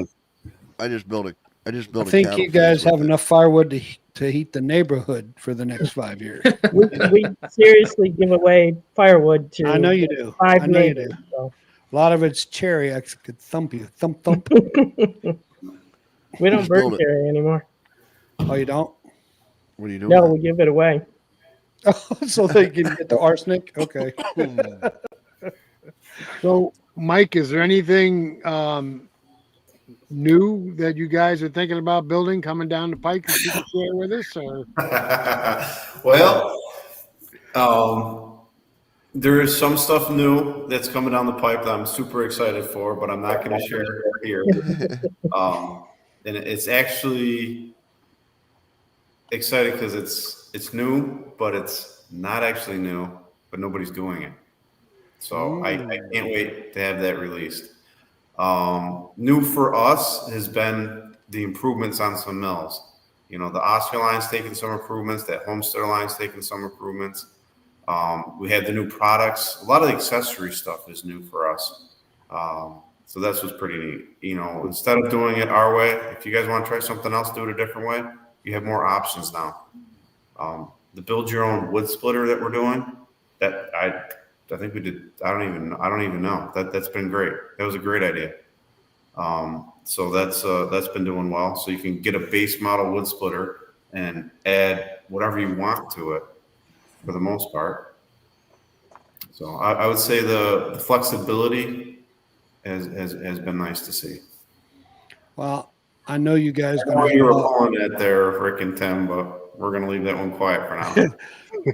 I know you guys going to have a lot of success with that new HFE line. That is a beast, and I swear to you, people, it is a beast. If it was out when we were first got our mills, we would have got those.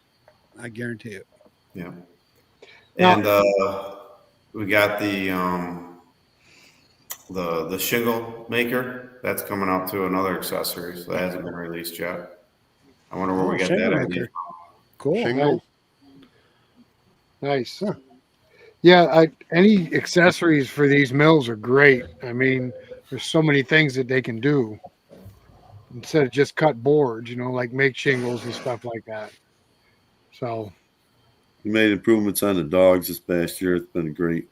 Oh, yeah. Dogs and the tips. Oh my God, those the wide heads. We finally they got to are use them. They awesome. were good. They oh, are they were on awesome. that. They were on that night.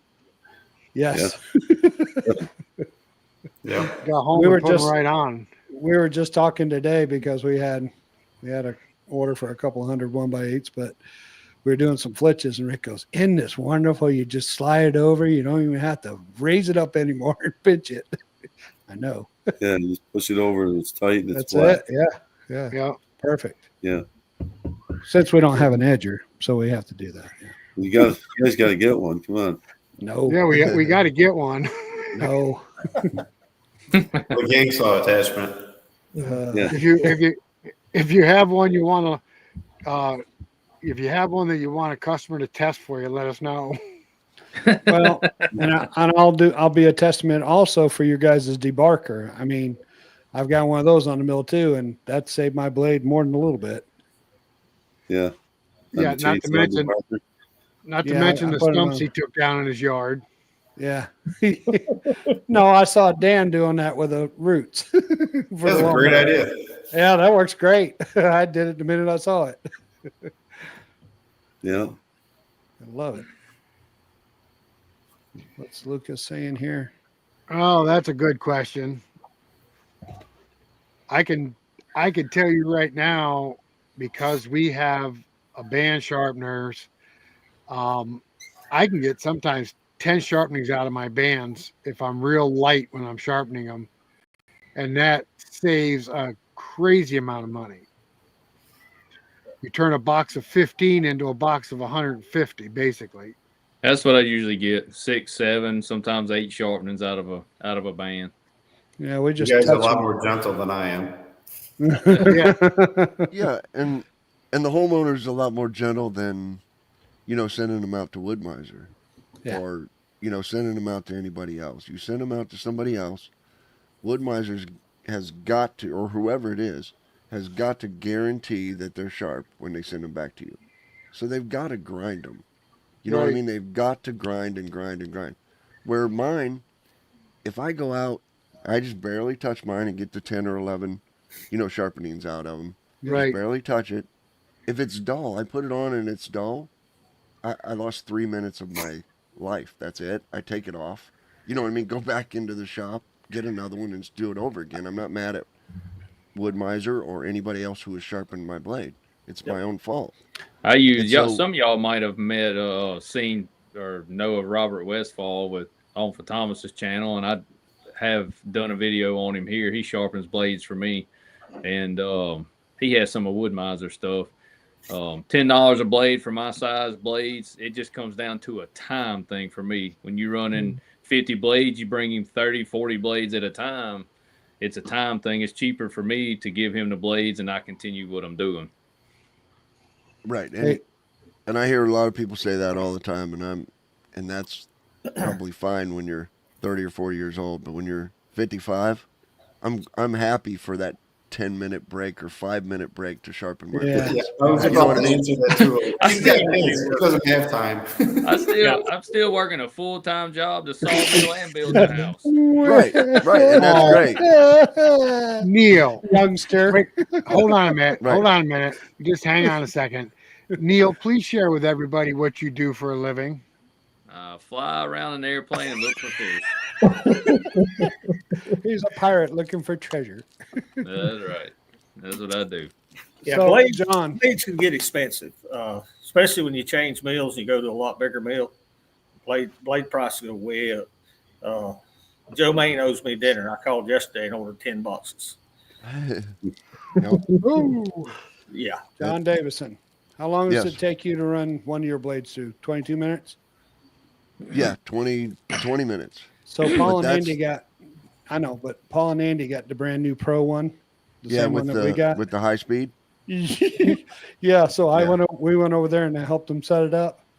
What was it, Andy? 5.3 minutes to sharpen that blade? I think between 6 and 7 minutes. Between 6 Oh and my 7 God, minutes. that thing flies, John. Zink, zink, Right. zink, zink, zink. Is it setting it too? What's No, that? it's not setting it. No, Not it's setting not it setting, but Not But setting them. I was so amazed, and Andy and Paul's like, I don't know if we like it. Okay, well, I'll take it. I run the Wood-Mizer DMS 250, and I can do a 195-inch band in less than 2 minutes. Good question. That's Right. what Robert runs. He runs. He's got actually 3 of them. Yeah. I've had people ask me to resharpen. I do for a couple of my local sawyer friends, but I take on no new customers because I can't make enough money standing over there sharpening blades versus. Yeah, it's running tough enough. Yeah. I only do it because when I switched to cutting my own, I was running LT35, and I was averaging about $20 a resharp by the time I paid to ship it to their Wood-Mizer, paid them to sharpen it, and paid them to ship it back. And then you have 3 or 4 that they would call. And I was within $4 or $5 a price of just buying new ones versus not even shipping them back. Yep. But No. the question was, how many blades do you need to sharpen to make it cost effective? Well, go price a sharpener. A BMS 250 is going to run you about $2,500. If you sharpen 250 blades, you've paid for it. Yep.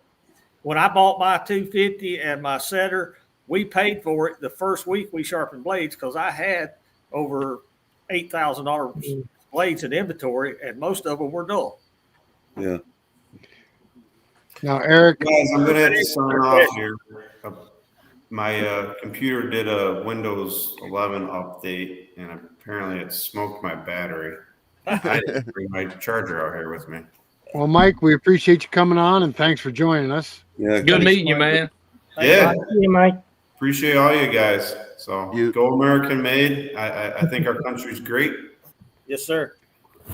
Yeah, you win. Austin. They And he lost. His died. battery died. But you guys- I was going to ask him before he left if Hudson made a sharpener because I don't know. Yes. Yes. Yeah, we got a sharpener. Rick has one. Are you running the CBN wheels? Yes. Yes. But it's a manual sharpener. It doesn't have a cam. It doesn't automatic sharpen as the one I have. The one I have, you have to advance the blade and hit the wheel into the blade yourself. They can always upgrade. It's hard to beat the automatic sharpener. Well, Said it. I've gotten used to mine to the point to where I can do a blade in about 7 minutes. So, and I got a 168-inch blade.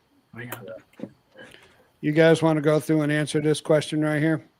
Well, I wanted to ask Eric something real quick. You said you sharpen blades for a couple of friends. Yes. If they're still your friends, you're not charging enough. No, I don't. I don't charge them enough. I charge them $10 a blade, and I don't clean bands. First time they bring me a dirty band, I hand it back to them. Say, put that on your mill, run some diesel on it or ATF, and clean it, and bring it back to me. I'm not your mom. I'll clean up your mess. I said, you go look at I got used bands hanging on the wall. I said, go over and look at mine. Every one of mine's clean because I don't take them off my mill like that. If I knock it off and it's dirty, I put it back on, clean it, and then take it off so that I can sharpen a clean band. All right. So this question that just popped up, I'm going to see, I have to agree with John Davison. When we sharpen our blades, we just barely touch them. You don't have to grind the snot out of them to make them sharp. So therefore, you can sharpen it quite a few times before you have to reset the teeth. Let me show people a trick. Well, Mr. Robert, he cleans for the $10. He built him a wire wheel setup with a piece of wood under the bottom. He runs it through there, cleans all the sawdust and pitch buildup, hand inspects for cracks, and he's and this is what he's a blade sharpener, and he's got a barn full of blades, and but he checks the set, and then his son sharpens them. Okay. And he sharpens hundreds and hundreds and hundreds a week. Here's your tip for all you sawyers out there to sharpen your own blades. Get you a roll of cheap tape and a Sharpie. When I take a band off, if that band is good cutting, it's just dull, I don't put nothing on it.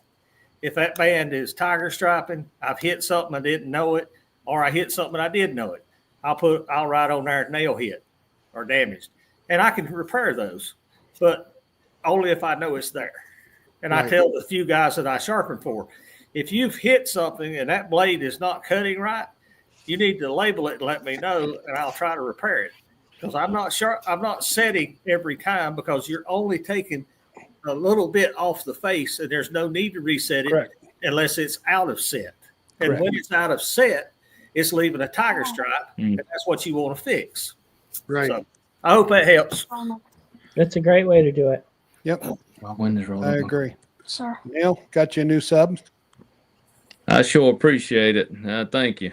Now, hopefully, I'll put out content that helps all and any beginners or advanced sawyers, or any little tips and tricks. I try to put them out there, and I'm sure there's some I don't know yet, but we still learning. I'll share everything that I do know. And Hudson's got a YouTube page too. You guys are on YouTube. Yes, they are. And I know, John, we're going to talk you into going and doing some more of those lives, right? You're going to talk him into doing lives. I mean, I know it's a pain in the butt to just sit there for, a half hour or something and talk on a live, but I don't know. Oh, you're talking about the podcast? Yeah. Yeah, we got another one coming up here shortly. Cool. Okay. Yeah.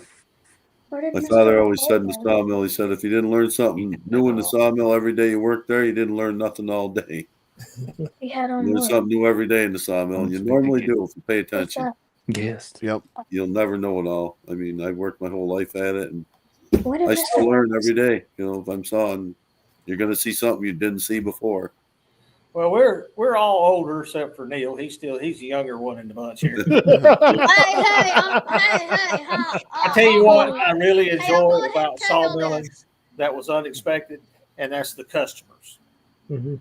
And if you don't enjoy your customers, go find something else to do. Get you a job and go back to work. Dealing with the customers is an enjoyable part in a small community, because I'm seeing customers. Had a nice black man come last week, brought me a bunch of stuff. Got to talk to him. I went to school with his kids. I've never met him, and thoroughly enjoyed meeting the man. He's 83-year-old. That's part of the joy of doing this. Is in a small community, you're meeting your community members. Yeah, absolutely. You're fulfilling the need for them. You can drive by and say, I sawed all the siding for that house. I sawed the lumber for that barn, you know. Yeah. Right. Do a lot of my customers, especially making that V groove and stuff now and all that kind of finished stuff, always ask for pictures when they get done, just so I can see how the product was. And then if anybody ever has any questions, hey, look, well, I cut this right here. And I mean, is this what you're looking for? Because this is what we can do. You know what I mean? That's another selling point, especially if you're advertising. You have you building your trust up, I guess, with so to speak.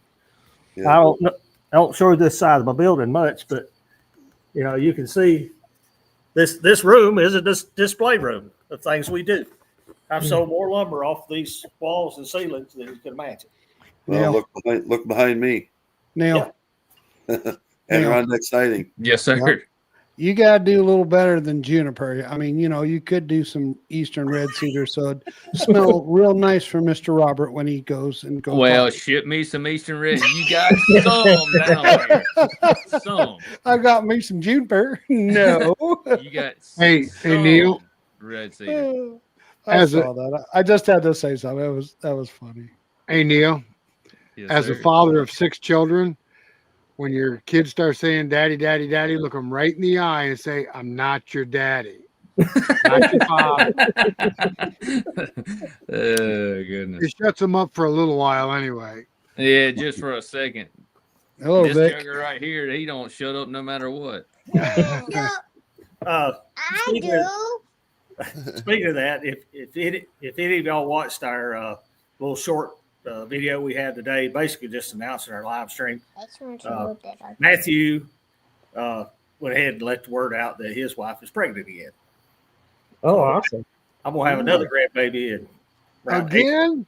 Yeah, another one. Congrats. I'll be up to 6 now. He better go buy him a TV.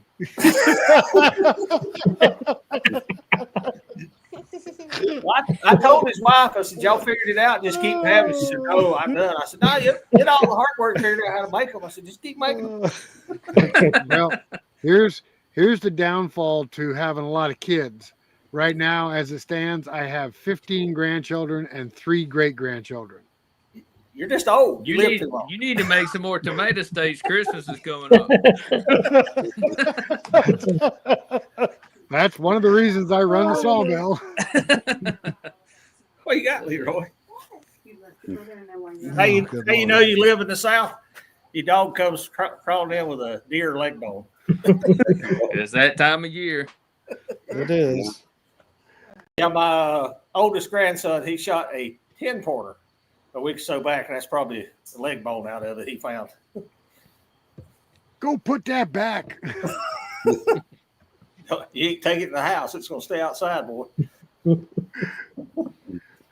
Yeah, I had I'm kind of a character anyway, but there was one of the dogs that drug home I think it was probably a femur off of a cow. It was laying in the yard and the dog's laying there chewing on it, and I had some Jehovah's Witness come by, and I never run them off. I don't run them off. I just talk to them for a minute. But at any rate, one of them looked at it, he goes, "What is that?" And I'm like, "That's the last Jehovah that came up here and didn't respect the dog."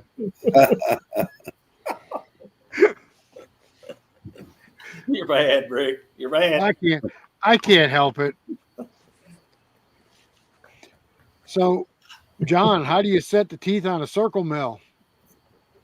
You swedge them, you don't set them. I got a hammer and a swedge and just go around and mark the first tooth and go around and swedge it out. Again, it's every tooth for itself, because if you hit something, you normally, when you're going to swedge it, or they're worn back so much from grinding it, you got to swedge it and bring the corners out. Right. Yeah. That's another thing. You know what Go the ahead. best use for a circle saw blade is? Make a sign out of it. No, I I love got one of those. circle mill, man. It's so much faster and enjoyable.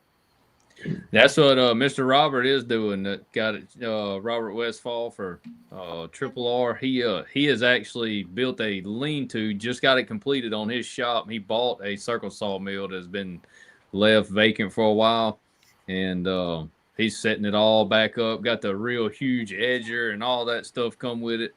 He's gonna try to get it up, going and operational. It's the thing today is you can't find nobody to work with them anymore. It's There- labor my- intensive. My neighbor has a big one. Sit in the thing with the AC, the cab, and Yeah. all that stuff. And he had passed away, and that mill is just sitting there. And but with that right there, that edger really comes in handy. Yeah. Is there anybody around that even hammers blades anymore, John? There's a guy over by, where the hell was he? Over by Sherburne, New York, I think. He was supposed to be teaching an apprentice because he was the last of the hammerers in New York that I knew of. But that's Yeah. a lost art. Yeah, that's One a lost art for sure. There's no one around here. That's a No. couple of circle mills I know personally that still run, and they have to box it up and send it, several states away to get it rehammered. Yeah, so I sent my last one. I sent it out to Ohio, and we had a couple from Hudson on our circle brute have to get hammered. We sent them back to Ohio. And that's they leave a detail in wood that your bandsaws don't. Yeah, Some people look for it. Oh Yep, yeah, they do look for it. Now my neighbor has a swing blade. I don't know if it's a Lucas or not. Yeah, it's a swing. Yes, the circle saw on the carriage, you push it. oh yeah. He has one of those, and I thought about getting him to cut my hardwood flooring for the house just to have that old pattern in it. Yeah. Yeah, it's a texture you can't get nowhere else. That's it. Well, Neil, you could do it yourself if you just bend a couple teeth out of whack. Don't ain't the same, Rick.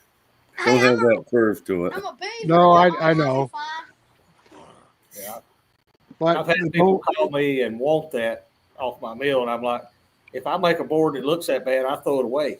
yeah, I saw some for a golf course once for inside their clubhouse. They wanted the rough cut, and when they were looking at the lumber, they seen some leaning against the wall, and we had a piece of hardware with the circle mill, and it made that groove like a bandsaw will too, on the board right. tooth. They said that's how they wanted it made, so we had to actually, when we saw that order, we hit the tooth with a hammer to make that mark, so it would be leave that groove in the wood. So they'd be satisfied. Yep, give the customer what they want. There you go. Even It costs extra to make it that way. We didn't That's charge right. him no more, but it was a good tip for it. He's already missing 2 teeth because he had rotten. Quit telling him that, you Democrat.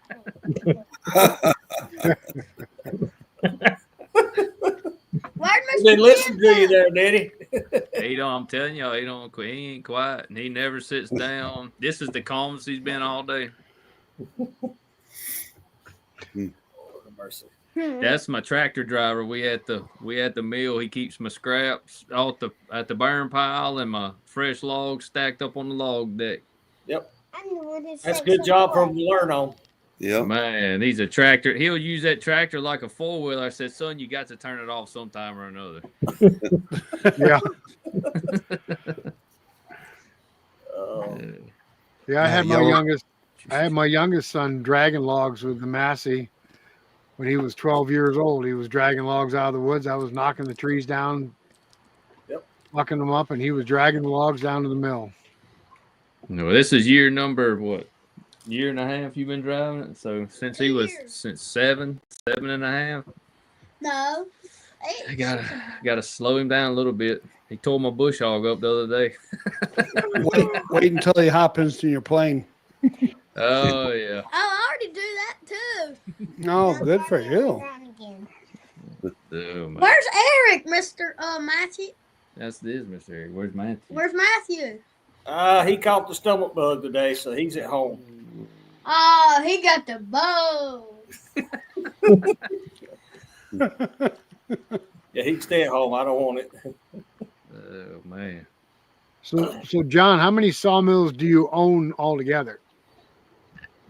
4. 4? Yeah. What kind are they? Well, we got the homemade circle mill. So that's 5. That's the American, the Frick, the Ireland, the bell saw. It had all kinds of parts in that one. They got the Ireland number 7 mill. That's the circle mill. I always thought I'd like to try the Edmondson circle mill. They look pretty modern for a circle mill. Which one? Edmondson. Edmondson. Yeah, they're pretty good. Meadows is a good one. Meadows. Yeah, they're pretty good rugged mill built today. And then I got the 2 Hudson Oscars. Rick, I think we should take a second and to let everybody know what's coming up in the next 2 months. Oh, yeah, that's a good idea. For the next 2 months, guys, our special guests in the month of November is going to be Zach from Logrite. He was here once before. He was here once before with us, but we had problems with his internet. He promised he's got good internet now. So we're kind of anxious to get Zach on and talk about the equipment Logrite sells. And then in December, we're going to have Jack Beckwith with us. He is the Northeast manager of Woodmiser. Jack is very knowledgeable, and he'll be on with us in December. So all you Woodmiser guys want to make sure you put that down in your book and join us in December. And Neil should be working. We need one, set right behind each of us before we do the live stream, so we can get them out. I want one of the new ones. Just reach out there, grab a slab with it, pull it. There you go. Oh, Pickaroon? Pickaroon. Yeah, pickaroos. Pickaroon. Oh, Neil, I thought. So You think you can get a Timber King representative to come on?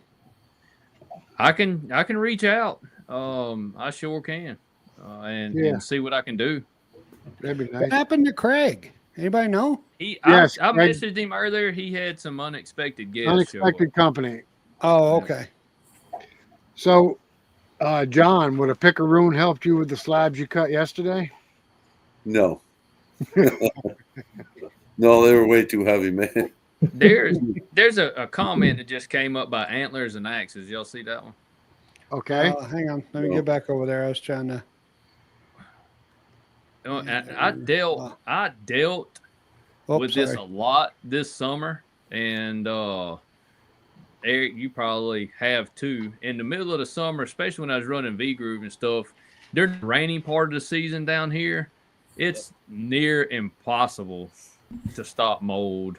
It's going on like growing on there. I came to find out that when I would cut it and want to put it in the kiln within the 24 hours or whatever and get it, especially pine, put it right in the kiln and get that moisture down, because when it's raining and it's hot, I mean, it's near impossible to stop the mold on pine, and because that's what I predominantly cut.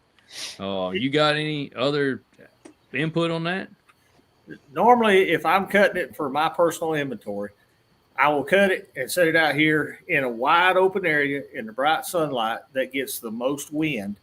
And I'll try not to pack it up close together. I'll stack it 4 high and leave a gap between it and let the breeze blow through, because within that first 7 days, you're going to lose 10 to 15% moisture. That's right.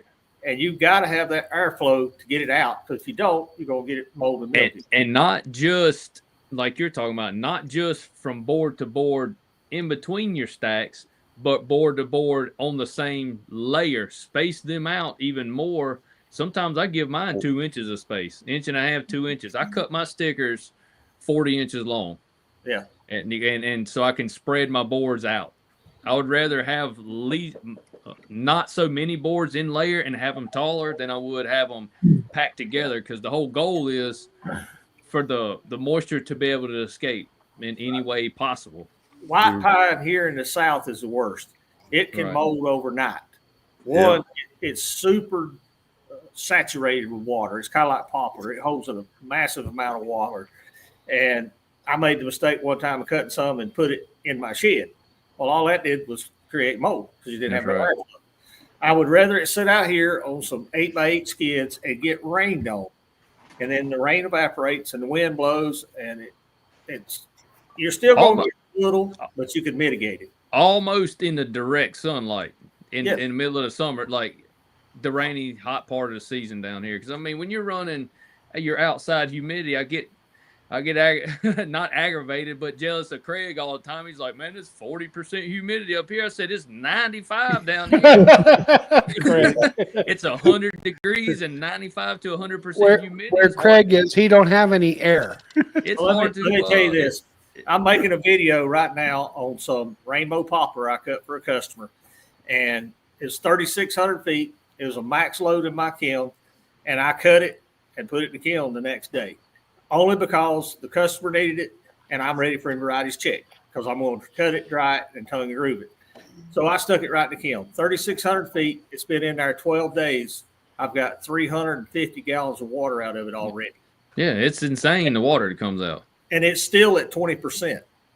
Right. You know? Well, and if you have a worry about checking or anything like that, and if you have a kiln, get your heat down. I have a solar kiln, and I'm gonna have an upcoming video on that.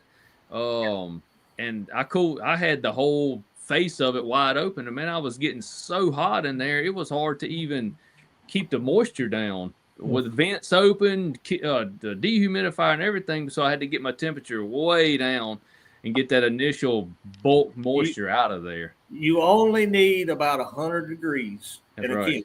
When you That's first start out at 40% moisture, you're around 95 to 100 degrees. And then you creep up on that temperature as your moisture comes down below. I'm currently at 110 with 20% moisture. And once I get around 12, 15%, the temperature will start creeping up to. That's right. And that's a big learning curve. You just want to stick it in there, turn it up, and let's get it dried, but you can't. You do that with pine or poplar, and you'll have a bathtub because all the water will come out in the airstream, and your condenser can't evaporate it, and it'll just go poosh on the floor. Yeah, that's right. Okay, so as a hobbyist and he has no kiln, the next best thing to do is to sticker it, cover it, and get a fan blowing through there. Keep the air moving through there. Find the windiest place on his piece of property and put it there. And do not stack your lumber close. Give it plenty airspace in between each board on the same layer. Because I only stack my boards 1 inch high, but you leaving that good inch gap in between each board, I feel that lets it breathe a whole lot better. Also, your humidity is worse than mine. I push mine together and band them tight because I'm more interested in keeping them straight while they're losing that first bit of moisture. Now you could offset that by putting more weight on it, having more stacks. But I haven't had any problem with end to end or edge to edge molding. It's always surface or bottom. Right, and I don't have any mold issue edge to edge. It's just the center of that bundle. Well, you're allowed more airflow, which is good. Yeah, right. You're allow more airflow to go up all the way through around every single board instead of just having to pass right through that one. Now, one thing he can do that I have seen people do is build a wind wall. Right. You know, if your stacks are normally 8 foot long and 3 stacks high, build you a wind wall that width and put you some fans in it and set your stacks of lumber right in front of it and just blow air across it for a week because it's going to lose the bulk of its moisture in that first 7 days. And then you can go set it somewhere else and let it finish air drying. even if you can afford to go buy a barn fan really moves a lot of air. That my neighbor, he cuts wood also, and he puts fans on his, and his steel mold. Just the humidity is so outrageously high here. I mean, you can't even stinking dry clothes down here, and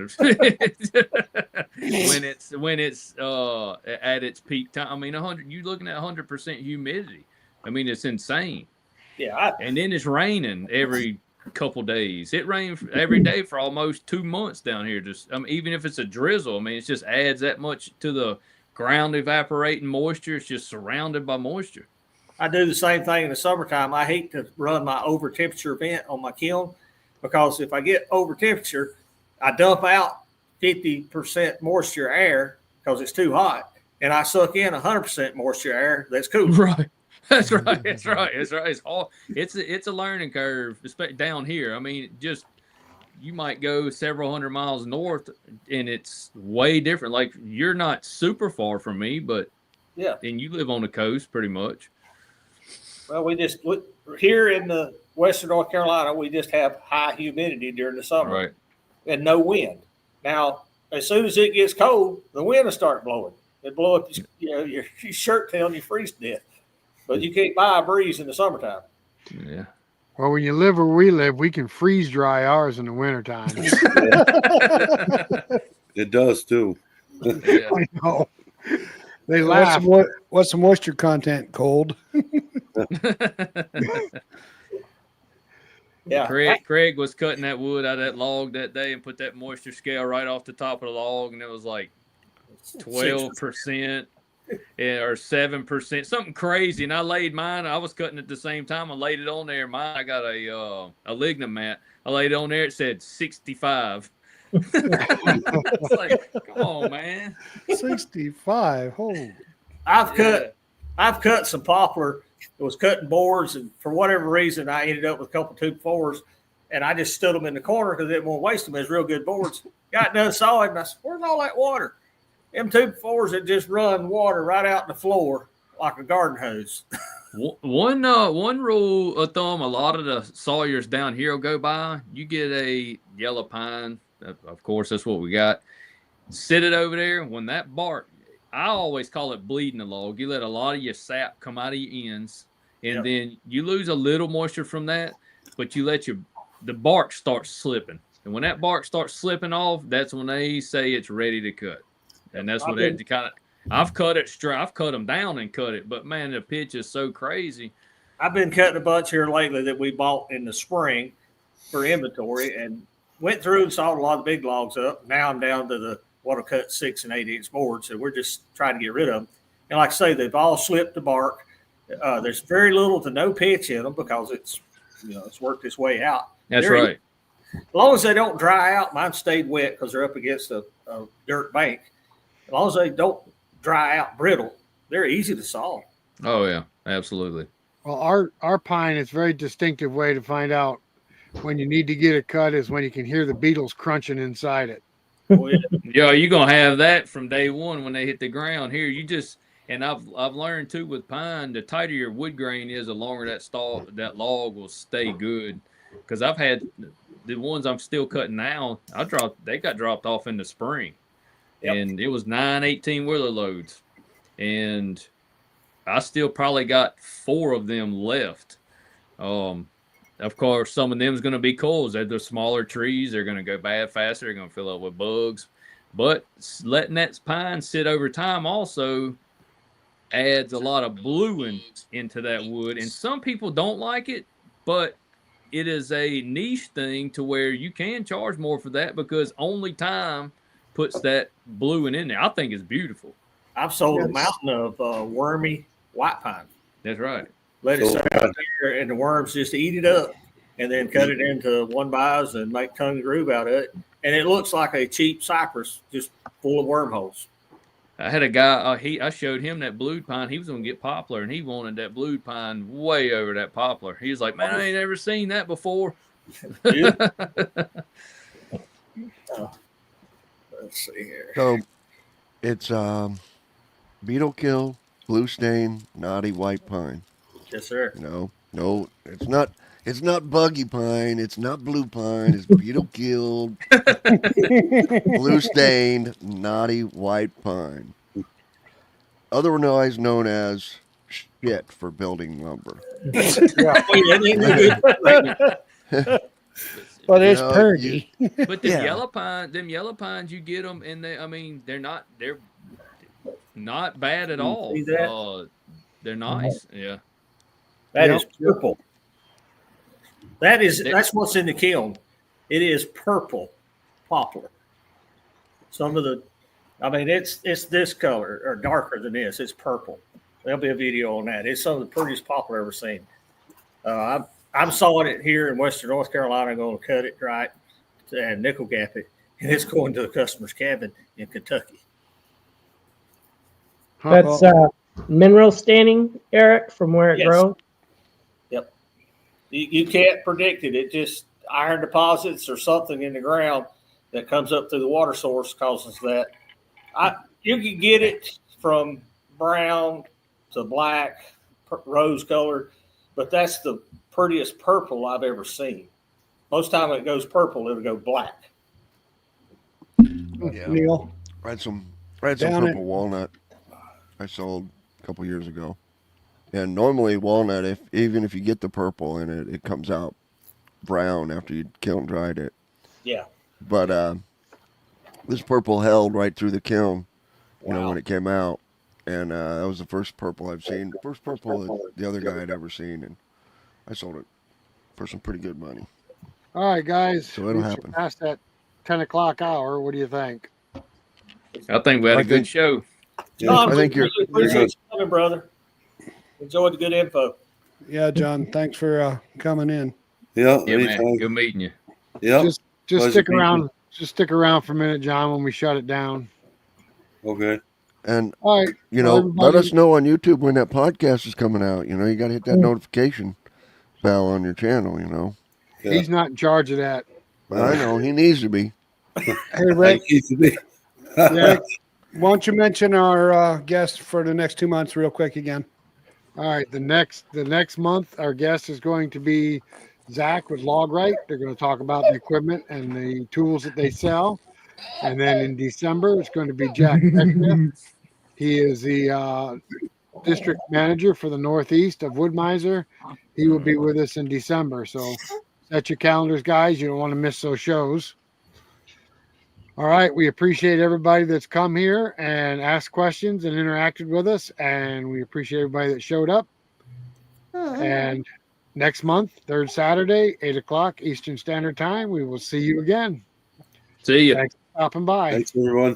Thanks, Good guys. night, everybody. Good Good, night. everybody. We want to thank everybody for stopping by the show tonight.